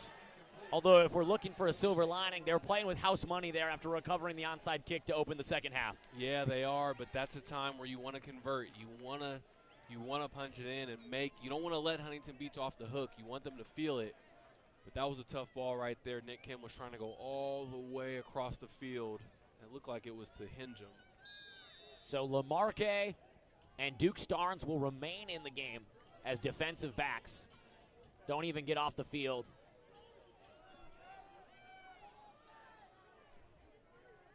And Huntington Beach will be quarterbacked on this drive by the junior A.J. Perez. He stands in shotgun, and he'll hand it off to Moses, who breaks a couple of tackles and runs hard over left tackle for a nice first down run. Carson D'Avila eventually brings him down. Elijah Cooks is a little bit tall for a classic defensive lineman, but man, he uses his hands so well. I'm looking at him, and I'm like, is he a Division I defensive lineman? I think he is. Man, that guy. Just a sophomore. Elijah Cooks. You just get to watch him on different plays, man. He locks in. He throws the offensive lineman to the ground. Second down and short. They fake the handoff to Moses. Perez keeps it himself. And Billy Ridley gets in the backfield and wraps him up around the shoestrings for a big tackle for loss. Earlier I was going to mention Billy Ridley, but this is a good time to mention him. I'm remembering back to the Villa Park scrimmage, and I remember asking you, Alex, who's number 15? Is he a varsity player? He's a little guy. He doesn't man, what is he one of the guys? And sure enough, watching Billy Ridley over this season, not only is he a varsity player, he's an impact player and a very, very reliable defensive back. I bet you he makes an all-conference team before his career is over at Newport Harbor. I know it's cliche to say he's grown up before our eyes, but he absolutely has. He absolutely has. 3rd down and 5 for the Oilers. Time for a Sailor stop. Can they get one? Perez pressured. He's dancing. Cooks is there, and he threads the needle to Moses, who's upended across the 40. Billy Ridley with a nice tackle, but that's a first down for Huntington Beach. Well, that's going to happen anytime you give a quarterback time to dance around back there. And I shouldn't say he was given time because he created that. Perez is dangerous with his legs, and you dance around back there long enough, somebody's going to pop open. Timothy ties on, and Carter Gomez check into the game for the Sailors as Hilliard and Cooks check out. Jover, one of the 3 down linemen for Newport Harbor. And Eric Hell is always threatening. First down and 10, Huntington Beach trying to claw their way back in this game. They hand it off. Oh, and the back is leveled. Carson Diavola, to take the words right out of your mouth, Howard, is an absolute hitter. He sure is, and we said it earlier. We hadn't seen a ton of them, but I think it's because there wasn't a lot of run plays in the first half by Huntington Beach. We talked about it over and over. They had problems up front with the defensive line of Newport Harbor, but now they're doing what they can to establish the run game. Sailors defense going to be tested on this drive. If Huntington Beach scores here, they're right back in it. It was 20-0 Sailors, and Huntington Beach scored. Sailors offense has been stymied, and the Oilers defense has come to life. Can the offense match that energy for the team from Surf City? Perez takes the snap, fakes the handoff, time to throw, looks long, and it's caught by Hideo Ray for a huge first down. Some extracurricular activity going on. Looks like there was extracurricular activity in multiple places. I only see one flag, though. I saw Carson Diavola and the big left guard for Huntington Beach, Jacob Sandin, who's a potential D1 guy that we saw at the Sunset Argonauts. They were getting into it, but a flag comes in, and Huntington Beach is walking backwards. Well, that's tough if you're Huntington Beach. Every single time they've tried to make a comeback, something happens and they shoot themselves in the foot. And Hideo Ray comes up with a big play when his team needs it. But Huntington Beach still walking backwards after the penalty. Well, Howard, last week against Corona Del Mar, Harbor was certainly helped out by a lot of penalties against the Sea Kings. But if that becomes a trend, where you're helped out repeatedly by penalties against the other team and not shot in the foot by your own, I mean, that's a sign of a disciplined team. 100%. And Newport Harbor's done great tonight. They've cleaned a lot up from the previous weeks. Eric Hell bringing the pressure. Perez running for dear life. Trying to throw on the run, and he's shoved out of bounds by Chris Jover. A.J. Perez is lucky to escape that with his life. That was a huge, huge sack. Why wouldn't Perez just throw the ball out of bounds if he's running towards the sideline? Right? You'd think he'd just flick the ball out of bounds and don't take the loss. Well, sprinting out of bounds that far back behind the 30-yard line brings up third down and basically third down and from castaways. That's just the mental error right there by the quarterback. So you open up the third quarter, you give the ball away on an onside kick, you shoot yourself in the foot on a big penalty after a first down, then you take a 20-yard sack for no reason. Perez stands in shotgun. So far back from the first down marker, you might as well be standing at Corona Del Mar High School.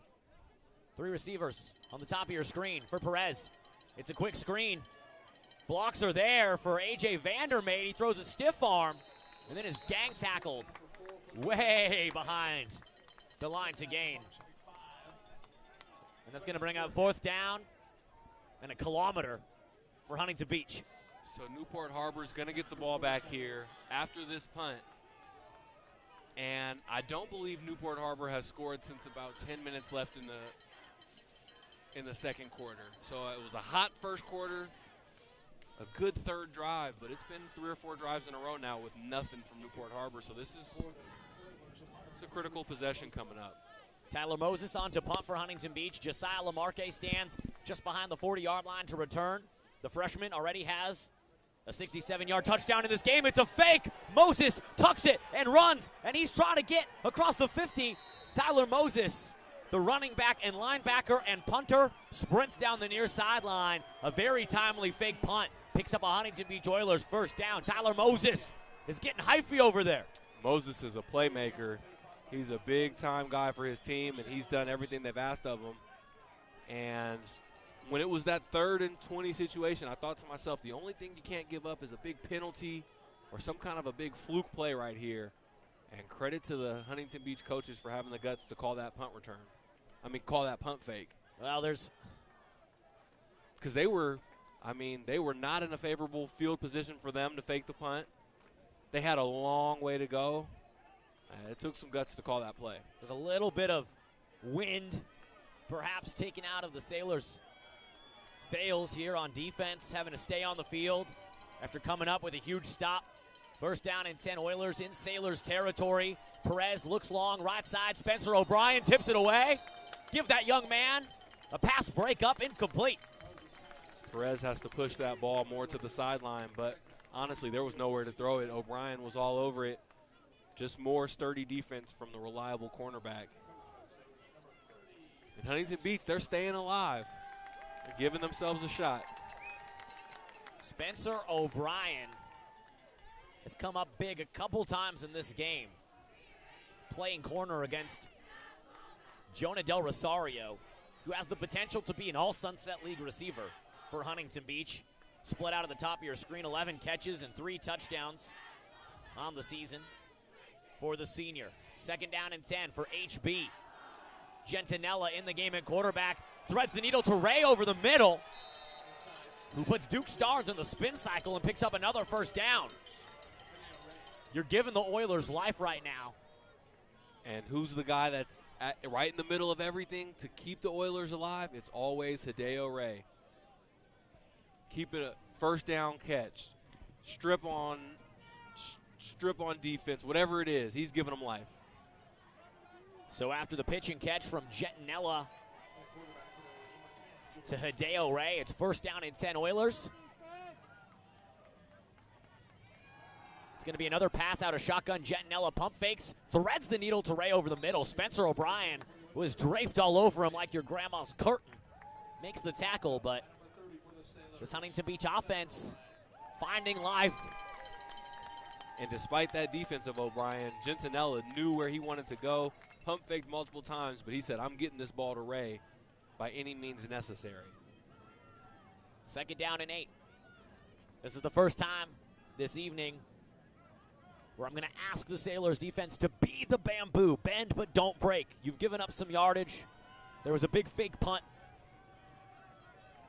But now wind up and send these Oilers back to Surf City, USA, with a frown on their face.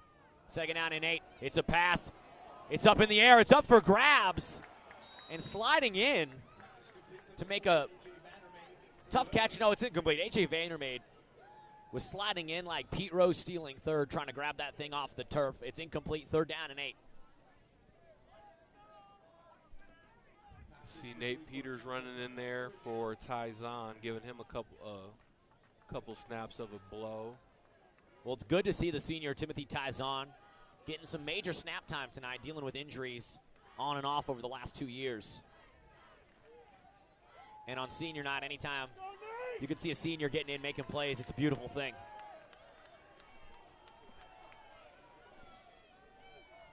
Third down and 8 for Joey Gentinella, standing in the pistol. Sailors look to bring pressure. They do.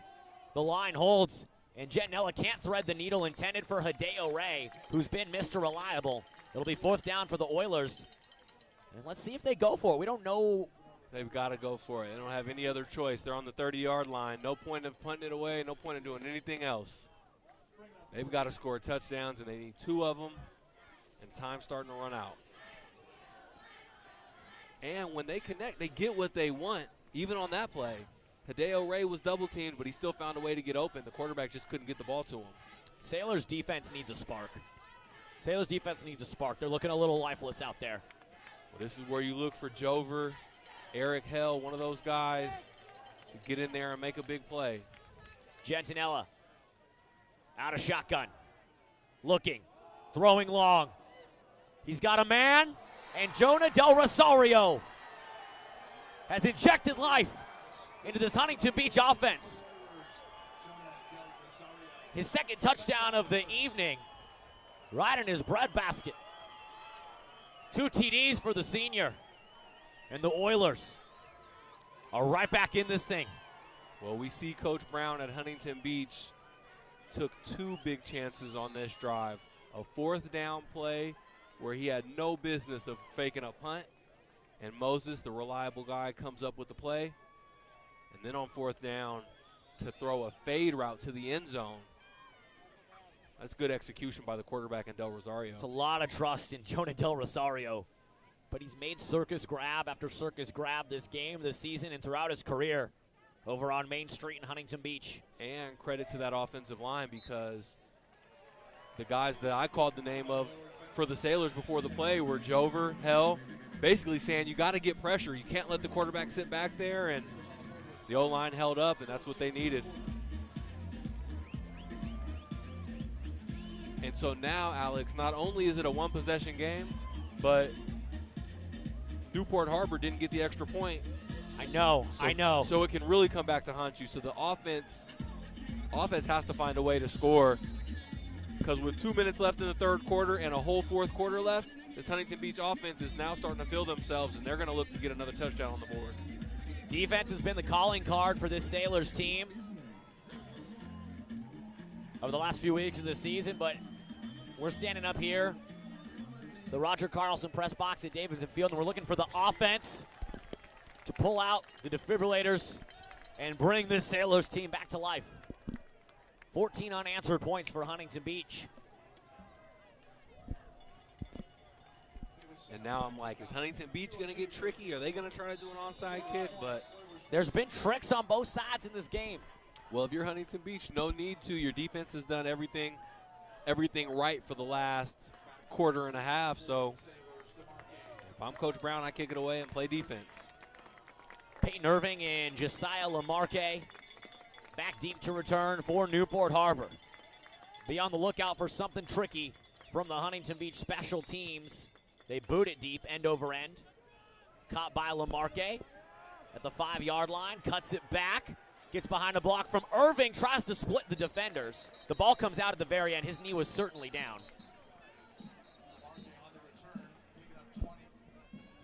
20 yards on the return for the freshman. 1st down Sailors. Howard, I don't like the energy I'm feeling at all from the Sailors sideline or from this home crowd at Davidson. Everyone's kind of looking around nervously, anxiously. We need a playmaker to step up right here. Yeah, you'd like something big to happen to inject some life in the offense, but it doesn't always have to be a big play. You know, I'd like to see somebody like Lamarque break a couple tackles, get a couple blocks, and find his way up the sideline. That would get his teammates energized, but even just some positive yardage, running the ball, establishing the offense, getting back to your stuff and your principles, that'll make everybody feel good again. But it's been like 20 minutes of game time with no scores for Newport Harbor, so it's starting to pile up for the offense. 3 receivers at the top of the screen for Nick Kim. Low snap, gets it to Irving, finds some breathing room, and the Sailors needed that. I know it's only a 6-yard run on 1st down, but that was important. Absolutely. That's exactly what you needed. And, of course, it's like right when we're saying we need something to start feeling good, the snap was a little bit funky. You know, Nick Kim kind of fumbled it around, but O-line did their part, and now we're feeling good. Cash and Henjum, no catches in the second half. He had 11 in the first half for Newport Harbor. Kim looks left side, gets it to Nip, tries to get a block from Kroll. Afterburners engage, and the speed of Joe Nip picked up that 1st down for the Sailors. Well, that's why earlier I gave James Kroll a huge credit. I think it was on a 4th down, and he made a block for Lamarque, because that's a tough block. The defender knows what you're trying to do, and it's almost impossible for you to be right.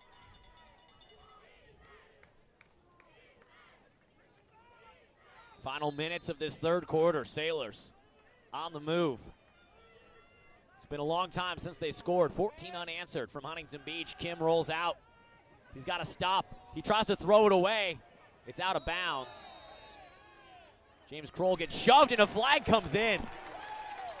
Sailors catching a break on that one. It was a late shove out of bounds that James Kroll was the recipient of.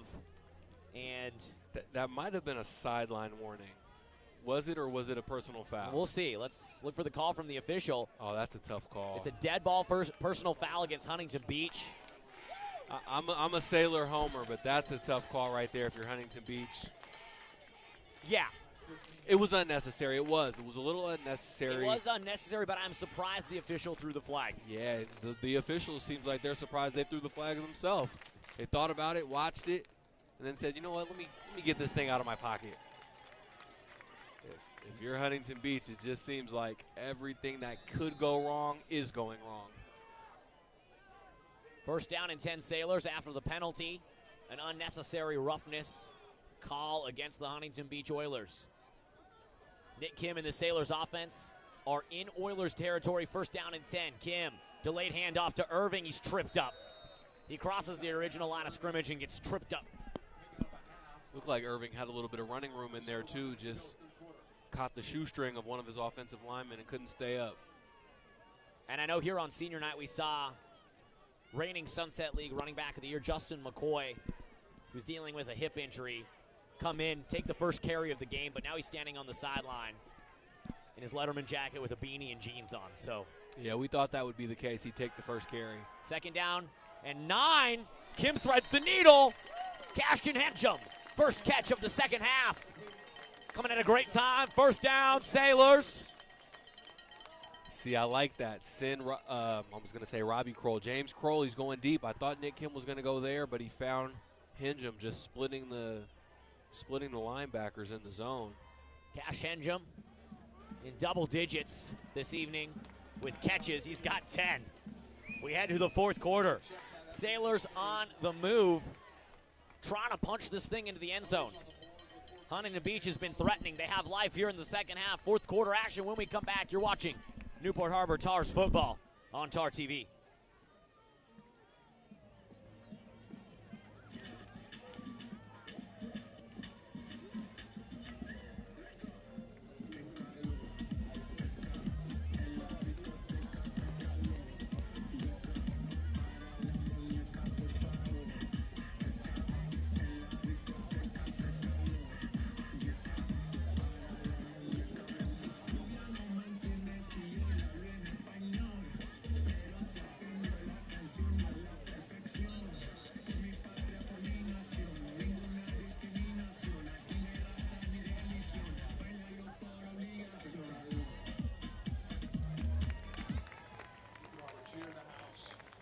Ladies and gentlemen, this is the fourth quarter of senior night. Welcome back to Newport Harbor football on TarTV. Alex Crawford, former Oregon State tight end Howard Kroom with you here from Davidson Field. It's the fourth quarter. Sailors were up 20-0. Huntington Beach has scored back-to-back touchdowns to make this thing a game. Sailors need points. Kim out of shotgun. Hands it off to Irving. He drags the defender with him, but only picks up a few. It'll be second down and about 8.5 for Newport Harbor. Feels like that's the first time we've seen that play all night, and that's usually one that we get a lot of from Coach Lofthouse and Coach Emerson. Jack Riederick in on the stop for the Oilers. This is the biggest drive of the game for Newport Harbor. They got to find energy. Low snap. Broken play.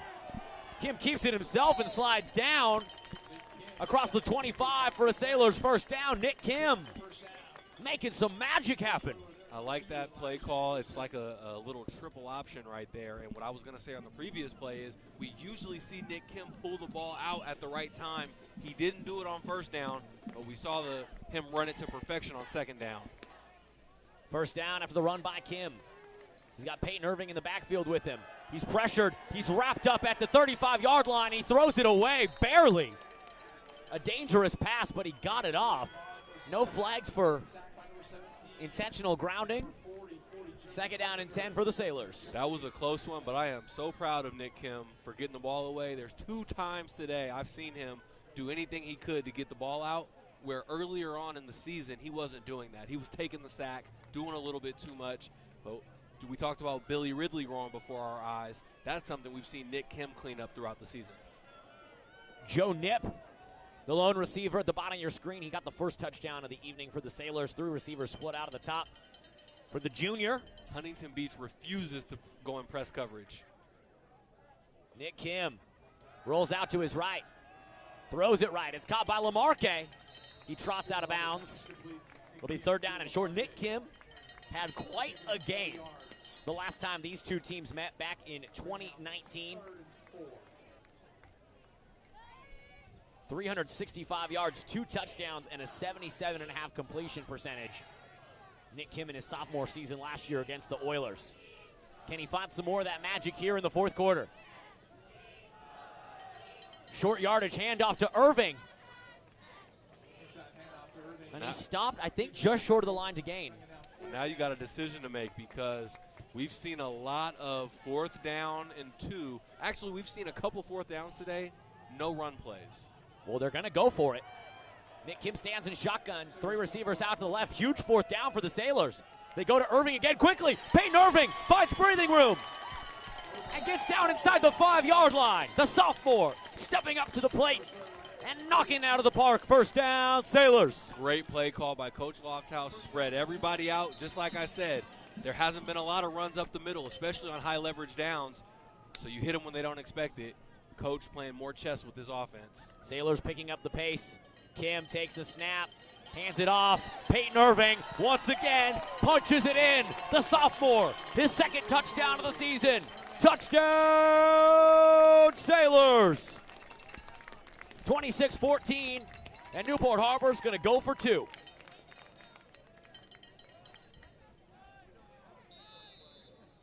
And this is a big play right here.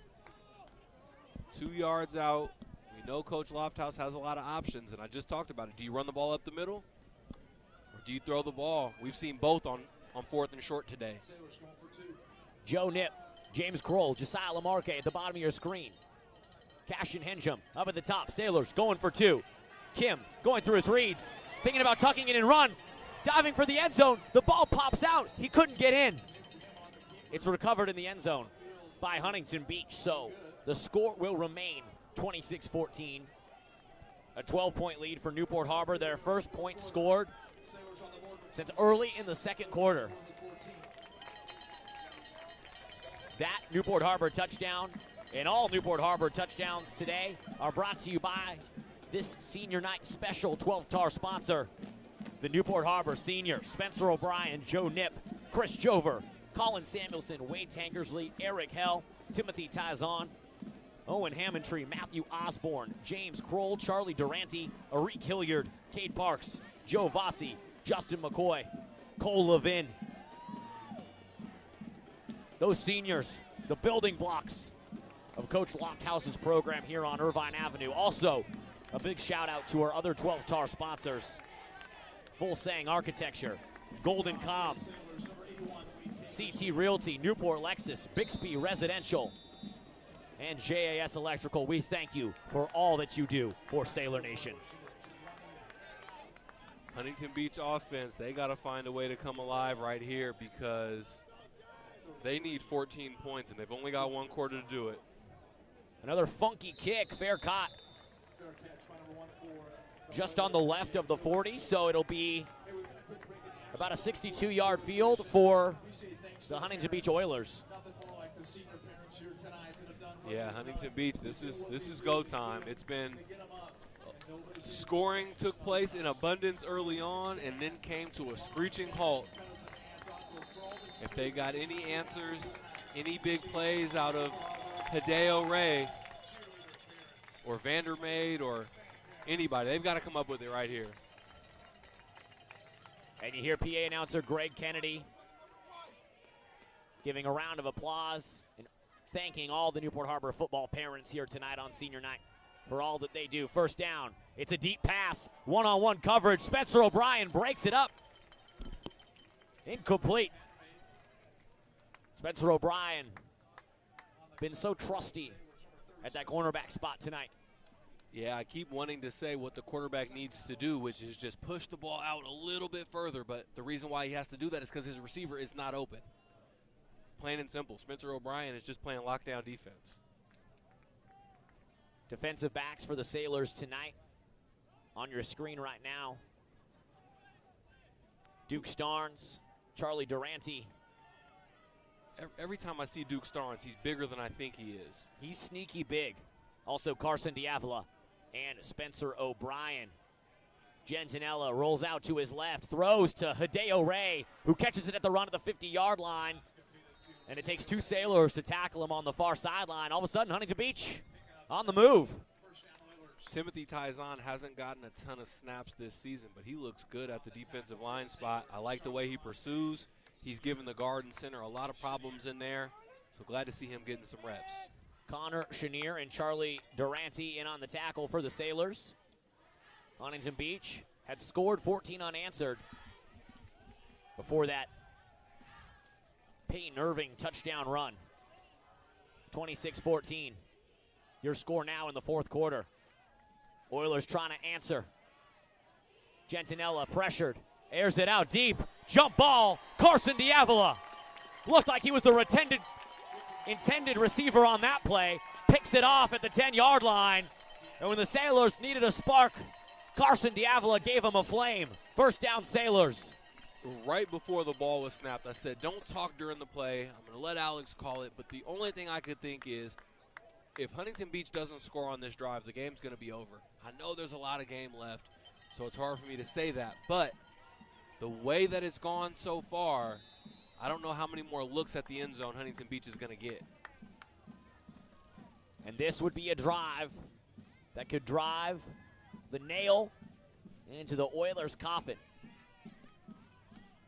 The 90th meeting between the Sailors and the Oilers. Two historic coastal Orange County high schools doing battle here at historic Davidson Field. It's a first down handoff to Peyton Irving over the right side. He runs hard and he's tackled immediately. Tyler Moses is a good player. He's all over the field. He's coming back, so we'll get to see him next season for Huntington Beach. He's been impressive so far. A lot of young guys on this Huntington Beach team. Jonah Del Rosario, who has their 2 touchdowns as a senior, but Hideo Ray, A.J. Perez, Tyler Moses, A.J. Vandermeid. A lot of juniors and sophomores on this squad for HB. Second down and long. Kim rolling out, pump faking. Now he's got to buy time, and he's wrapped up. He picks up about a yard. So technically a little bit of a run, but Kim almost a covered sack there for the Huntington Beach defense. Well, if Huntington Beach can find a way to get the Sailors to go 3 and out, then they're going to shut me up for saying the game's almost over. Way too much time left. So the Sailors got to find a way to convert here to keep this third down, keep this drive going and take some time off the clock. Clock ticks down, 8 minutes to go in this game. Sailors trying to put a drive together. It's a pass. Kim pressured, evades the pressure, now running, throwing on the run. Duke Starnes is there, wide open across the 50. We don't say his name often, but when we do, the Duke makes it count. First down, Sailors. And that's one of those plays, one of those backbreakers. Absolutely flips the field from no field position to excellent field position for the Sailors. If you're Huntington Beach, it's just another thing that's not going your way. And if Huntington Beach ends up losing this game, they're going to feel like we had every opportunity and we kept shooting ourselves in the foot. Penalties, big plays. Broken coverage like on that last play. First down, Sailors in Oilers territory. 3 receivers out to the left for Kim. He swings it out to Irving. They love this play. Irving tries to get a seam. He picks up 7. Sailors have run that play quite a bit tonight, Howard. Well, it's worked. That's why they keep running it. Josiah Lamarque had a good block on that play. These receivers for the Sailors, they block really well, and I'm sure it's because they rep it because it's a big part of what they do on offense. Coach Steele looking spiffy on the sideline. Usually you find him in a hoodie or a T-shirt that, even though it's a double XL, still looks tight on Coach Steele. But he's in a polo and slacks tonight for senior night. Oh, yeah, he had to class it up and send these guys out the right way. So after the pitch and catch from Nick Kim to Peyton Irving out of the backfield, it's 2nd down and 2 for Newport Harbor. Letting that clock tick down. Want to head into next week's season finale with a win. Kim looks right side, intended for Lamarque. Dangerous pass, incomplete. Huntington Beach read that perfectly. 3rd down and short, upcoming here for Newport Harbor. I've loved everything Peyton Irving has done today, but I do keep saying to myself, I'd love to see Josiah Lamarque with that same swing pass and the receivers blocking for him out of the backfield with some room to run to see what he could do with it. Hayden Farley checks into the game now at running back for the Sailors, the junior, also the backup goalie for the lacrosse team. Number 39 stands to the left of Kim. Starnes and Lamarque, the receivers at the bottom of your screen. It's a handoff to Farley, who dances across the 30 and gets tackled short of the 25-yard line. How about that? Getting in the game for the first time and getting the ball handed off to you right away. On a big play, had to make a guy miss in the backfield. Great run by Farley. You know what's funny, Howard, here, 4th quarter, 12-point lead, looking to put this thing away. We're caught up in the game, and it's nice to take a moment and realize how lucky we are to even be playing football with the way this season almost went. Absolutely. We didn't think we were going to get any CIF football, so to be 5 games in, I'm definitely thankful. Another handoff to Farley, and another big run for the backup goalie from the Lax team, running like a young Justin McCoy out there. Yeah, giving his blockers time to get in position, setting up the defenders, using his vision. Very impressive running so far. Duke Starnes, the receiver at the bottom of your screen. 1st down and 10 Sailors. Another handoff to Farley. It's 3 straight. And if you want to talk about doing a Justin McCoy impression, it's carrying the ball 3 plays in a row and maybe a 4th. Yeah, if you're Newport Harbor, you definitely feel okay about the future of the running back position with these 2 guys in the backfield filling in for Justin McCoy. 3 receivers at the top of your screen. Low snap, delayed handoff. Farley gets it again, spins around, makes the first man miss. Late flag comes in the backfield. Flag should be for 12 men on the field. And a Huntington Beach Oiler is down, laying right near the near hash mark. I think Huntington Beach was trying to run a defensive lineman off the field, and he didn't quite get off before the ball was snapped. So it is a too many men penalty against Huntington Beach. And we'll keep it here. Well, the injured player from the Oilers side is tended to. But back to what we were talking about, Howard. It's funny getting caught up in the season and looking ahead. We got a huge game next week against one of the best teams in Southern California, Los Alamitos, et cetera, and this and that.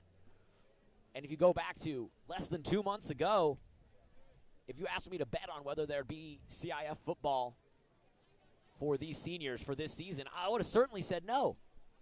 Yeah, it was definitely trending that way, and that's why when we were out at the Field of Dreams with the club football doing Sunset Argonaut games, we felt like we were so thankful to be there because we didn't know if seniors were going to get to play, and that was a great opportunity. But seeing this out here, these guys representing their high school, their parents in the stands, the cheerleaders, the team colors, this really means everything to them. So I'm glad we got to experience this part of it. And after the penalty and the Huntington Beach injury, it is E.J. Riederick being helped off by his teammates on the far side of the field for Huntington Beach. After all that, it's 2nd down and 6 for the Sailors from the 7. So they can pick up a 1st down at the 1-yard line. They went out 20-0 early 2nd quarter. Offense sputtered and stopped a bit. And now they're trying to put this thing away in the 4th. Looking for life. Nick Kim gets the call from 3rd-year head coach Peter Lofthouse. Hayden Farley remains in the backfield with him. They call Josiah Lamarque in motion. Kim takes a snap. It's Farley again, dancing, turning on the Jets, and spinning around into the end zone. It takes 2 to tango. It takes 1 to dance, and Hayden Farley dances into the end zone for a Sailors touchdown. Well, Farley must have had a ton of carries last year on JV because we haven't seen him a lot on varsity this year, but clearly he knows what he's doing because his vision is next level. Each one of his runs have required him to set up a block, sidestep a guy, whatever it's been, he's done it. He's been impressive so far. Hayden Farley with what might be the knockout blow for the team from Surf City. Runs over left side and finds pay dirt. 32-14 now the score, extra point pending. Wade Tankersley's kick is up and good. And it's 33-14 from Davidson Field in favor of your Newport Harbor Sailors. A big drive, a long drive, put together to try to put this thing away. The band plays Anchors Away, our fight song here at Newport Harbor. Cheerleaders dance. It might be April 9th, but Friday Night Lights are here at Davidson. Well, I found myself almost pulling for Huntington Beach a little bit during this game, just from a football perspective, because even though they're getting what we would at this point consider blown out, 33-14, the game has been so much closer. Credit to Huntington Beach for playing a tough game so far, even though there's still 5 minutes left, but also credit Newport Harbor for riding the ship and figuring out what they needed to do to start to execute on offense. It's been great to see it in the second half. Hideo Ray and Jonah Del Rosario back deep to return for the Sailors. This time Tankersley does boot it deep. Del Rosario's got to sprint back to pick it up. He does at the 2-yard line. And now tries to get a little bit of a return going. And Josiah Lamarque says, nice to meet you. The freshman throws down the senior. And throws down his club football teammate at that. Josiah Lamarque, we knew he could catch, run, score, but I think I forgot for a second that he could tackle.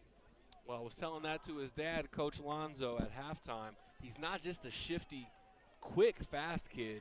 He's actually a pretty sturdy runner. He's got a good stiff arm. And as we just saw on defense, he's a hitter too. It's going to take a miracle for the Oilers to come back in this game, but if they want to get something started, it's got to start right now. Less than 5 minutes to go. Down by 19. Let's see if they start taking shots deep, because they've been throwing it deep all game, just haven't connected on a lot of them. Perez back in the game at quarterback for Huntington Beach. He rolls out, and Chris Jover annihilates him. Chris Jover says, how do you do? A.J. Perez. And he eats him up like some Hawaiian barbecue.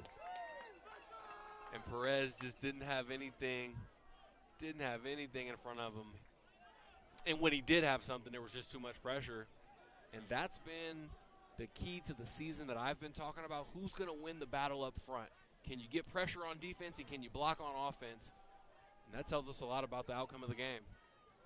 After the big Chris Jover sack, it's second down and 17 for Huntington Beach on life support. Jover chasing him down again. Perez smartly throws it away. Chris Jover and Carter Gomez were there to gobble him up. Well, Chris Jover with his hands on that play, just excellent technique. And looks like he wasn't even blocked. And it's going to be an intentional grounding call. All of that started by that Sailors defensive line, making Perez feel the heat.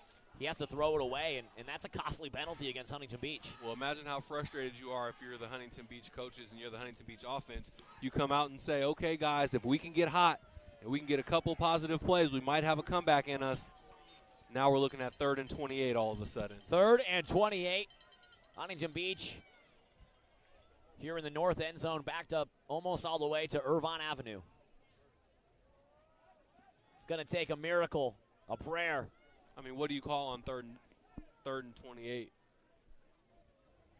A fake punt on 4th and 20. Perez pressured. He's going to get – I thought he was going to get sacked. He's running for dear life. I was ready to call out the safety. Now Perez using his legs and making up all of the penalty yardage and then some. So A.J. Perez, dodging bullets like Neo from the Matrix, gets back to the original line of scrimmage. It'll be 4th down and 9 after Timothy Tizon tackles him out of bounds. He ran from the right hash in the end zone to the left sideline out to the 30. That's a long run, especially when you've got Newport Harbor defenders chasing you. So give credit where credit is due. A.J. Perez has got some wheels, but again, the Sailors' defensive front making life absolutely miserable for the junior quarterback from Surf City.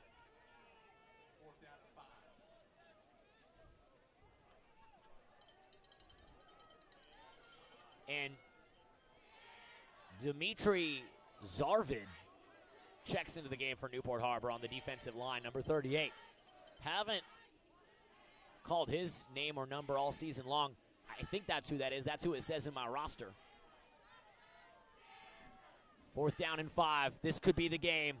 Perez to pass. Pump fakes over the middle. Hideo Ray keeps the game alive for the Oilers. Tackled by the Sailor gang at the 50. They're not done yet. Well, before the snap, we could have guessed who it was going to. Mr. Reliable, Hideo Ray. I bet we're going to say his name a lot over the next season at Huntington Beach. Charlie Durante in on the stop for the Sailors. 1st down, Huntington Beach. Looking to get points. Sailors bring some pressure. He throws it long. Jonah Del Rosario, the intended target. Spencer O'Brien in coverage for the Sailors. Just another example of Spencer O'Brien being in perfect coverage and there being nowhere for the quarterback to slip the ball in on a fade. And those are plays that don't make it into the stat sheet, but on his highlight, and they're not even highlight plays, it's just textbook defense. Well, it's a play if someone like Howard Kroom, who has watched thousands of hours of football film, sees it, says, that's my kind of highlight. Absolutely. After the incompletion, the clock has stopped. 2 minutes, 27 seconds for Huntington Beach. Perez tests the rocket launcher once again. It's wobbling, and Spencer O'Brien again. Textbook coverage, incomplete. I mean, he just leaves nowhere for the ball to be placed. Quarterback wants to get it there. They just can't find a place to put it. It was O'Brien in coverage. Duke Starnes coming over to help him out if need be. 3rd down and 10. HB practically, effectively out of this game, but still trying to play for some pride. A lot of history between these two teams. Very similar schools. Located both about a mile from the ocean, both with their respective bell towers. Do you remember when you were doing your prep, Alex, who Huntington Beach has next week? They have Edison. Quick pass out, left side. It's caught. Did the receiver get to the 1st down marker? I think he's going to be marked short. Brayton Bailey tripped up before he can get the first. Yeah, looking ahead, Huntington Beach, I mean, they're in a murderer's row right now. CDM, Los Al, Newport, and Edison. They look at this as potentially their most winnable game. Oh, they definitely had this game circled as a winnable game. They win this, they know they can finish their year at least 3-3. Nope. But, yeah, they must have been thinking about the old Newport Harbor Sailors, because this is a new team. Perez, 4th and 1. This could be the game again. Dancing. He's got breathing room on the left side, and he sprints out of bounds. A.J. Perez, by a razor's edge, hanging on by a thread, has picked up 2 first downs on 4th down to breathe a tiny bit of life into the Huntington Beach offensive corpse. Well, Perez's legs are a real weapon. He's not just a quarterback that can run a little bit. He's a guy that I'm surprised they don't feature a little bit more and call design run plays, because he's faster than most people on any defense. Final 98 seconds. Sailors have this thing in the bag, but you would love to, if you're Newport Harbor, and if you're Sailors defensive coordinator John Arredondo, you'd love to end your home slate on senior night. You want to keep Huntington Beach out of the end zone. You definitely do. It's done a good job by the defense so far to only hold them to 14. But you know they're threatening right now, and Huntington Beach is going to want to get in the end zone to make it look a little bit closer than a blowout. So Newport Harbor jumped off sides. It's 1st down and 5 for the Oilers after the offsides penalty and a timeout taken by Huntington Beach head coach Brent Brown. Timeout on the field, Oilers. And the Oilers offense will keep it right here again to thank our 12th TAR sponsor tonight, which is not a local business or company, although we appreciate them. It is the Newport Harbor Seniors. Howard? You played on a senior night once upon a time up the road at Long Beach Wilson. Any memories of that? You know, what I remember is just walking out with the family. You know, that's always special because you play a lot of football games. There's only one or two that you'll ever play where your family's on the field with you before the game, so that's fun. But, you know, you want to go out and have a good performance individually. I think on my senior night in high school, I had a good night on the offense. So, but this isn't the last game of the season, so even if you don't have your perfect game, you still got next week. But this is definitely a special moment, and like you said earlier, Alex, we didn't even think we would get to have a senior night at Davidson Field for these guys, so I'm really happy that we made it here.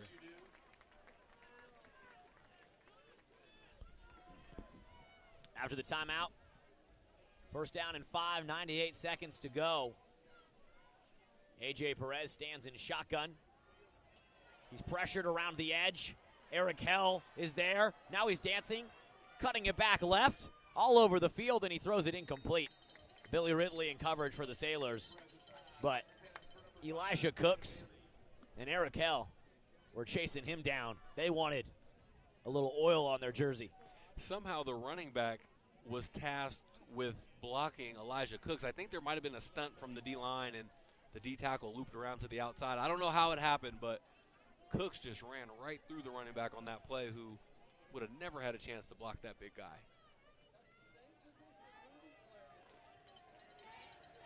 Clock stops after the incompletion. Matthew Osborne getting in the game for the Sailors on senior night. Senior that doesn't get a ton of snaps, but a big-time practice player coming in.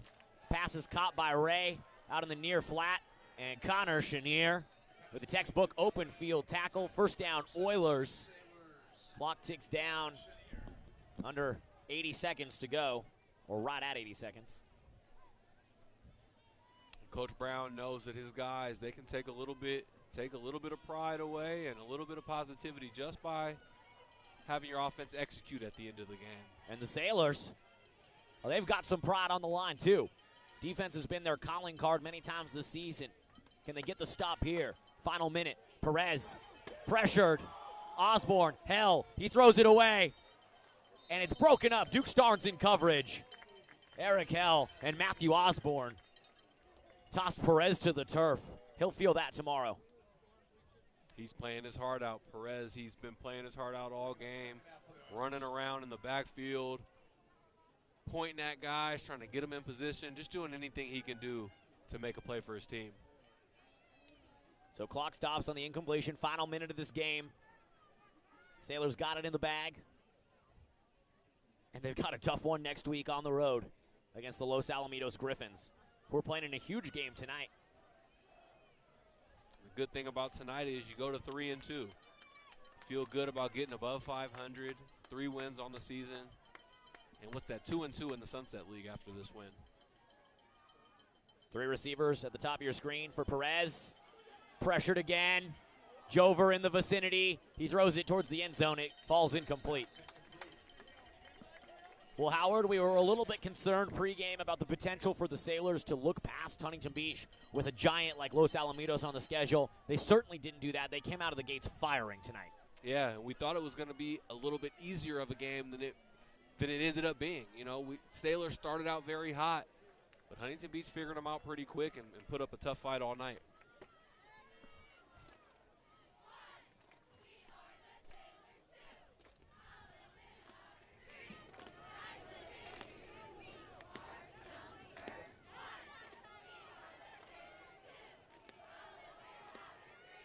Huntington Beach taking their time. They know the game's out of reach. But clearly, they want a little bit of pride. They throw the fade, left side of the end zone. Jump ball's intercepted.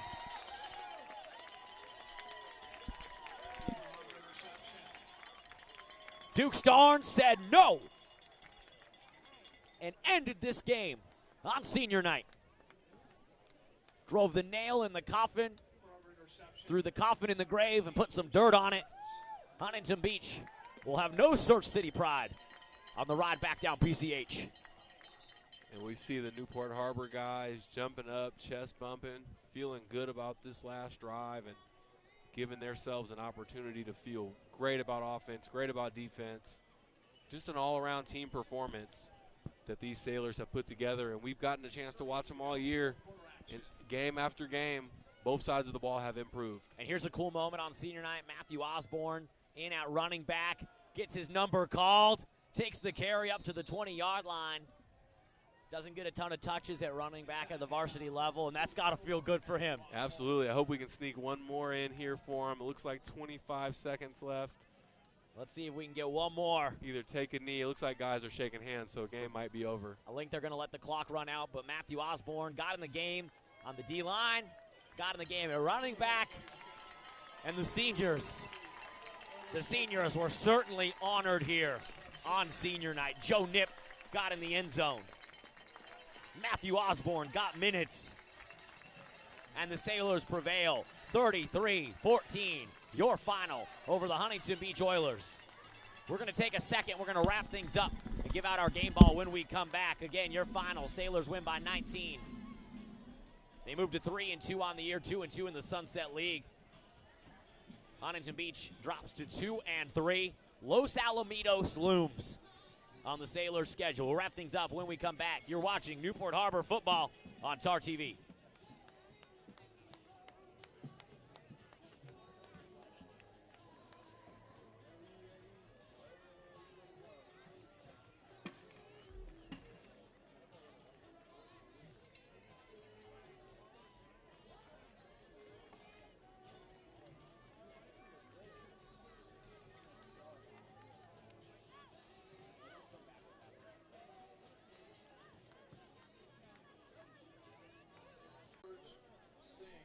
Welcome back in to TarTV.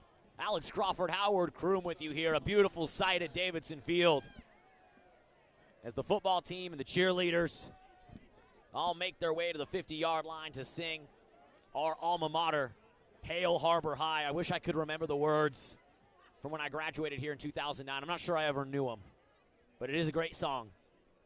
Howard, Sailors on senior night. Check all the boxes we wanted to check. Seniors got minutes. Even injured Justin McCoy got a carry. Chris Jover had a big sack. Matthew Osborne got in the game. The list goes on.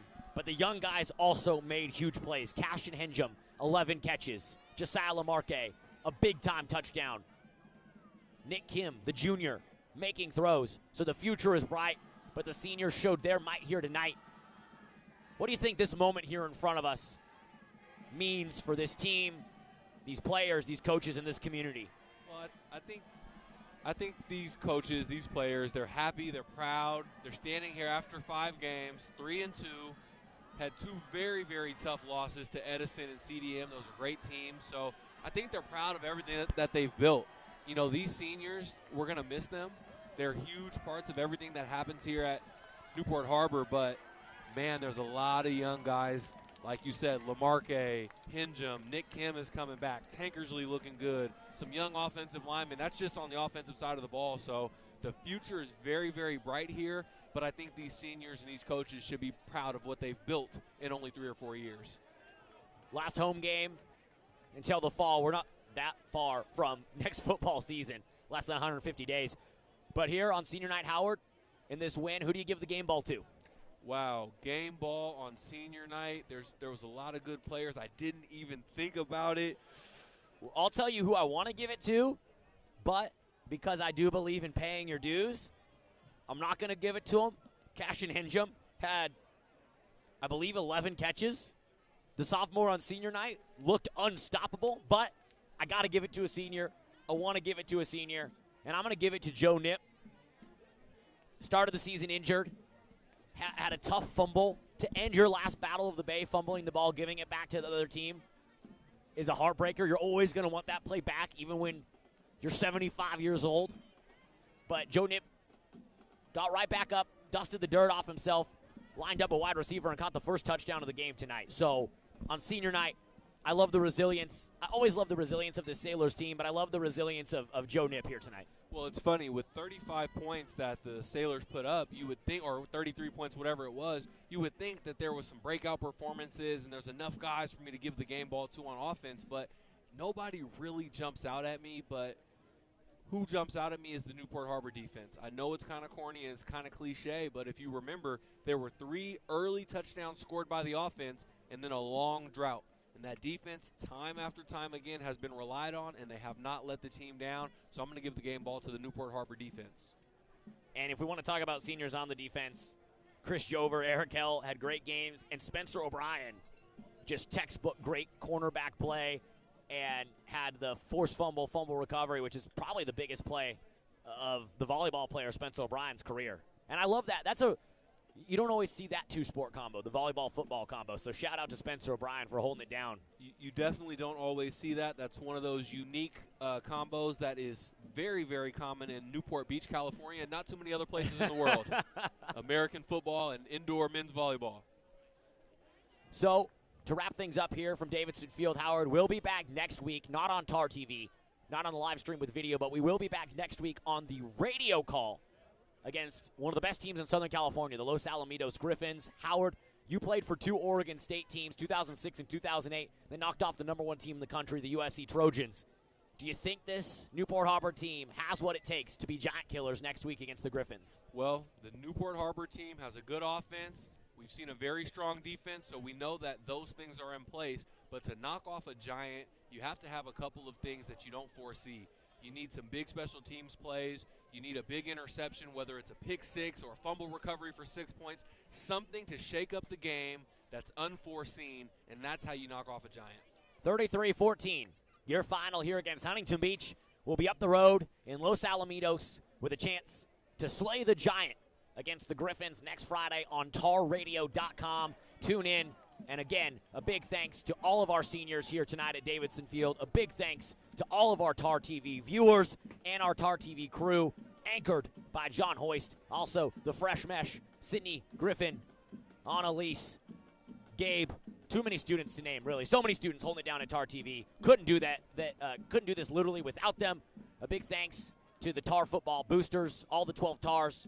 Tar booster president Jason Levin. Thanks to everyone at Newport football. It's been a short but really fun season. Absolutely. Can't wait to have the last game on Tar Radio next week and be back next year to see Coach Lofthouse's 4th year, the run towards the push towards a playoff run, and just to continue to watch this team grow. Well, there's something special brewing on Irvine Avenue. We'll be back on the radio next week. We'll be back next season on TarTV. For my broadcast partner, Howard Kroom, for Dr. Sean Bolton and Dr. Jerry Murray putting this whole thing together, this is the voice of the Sailors, Alex Crawford, saying from Davidson Field to the Bell Tower, from the pool deck to the senior lot, you'll be watching Newport Harbor Sailors football on TarTV. Go Sailors.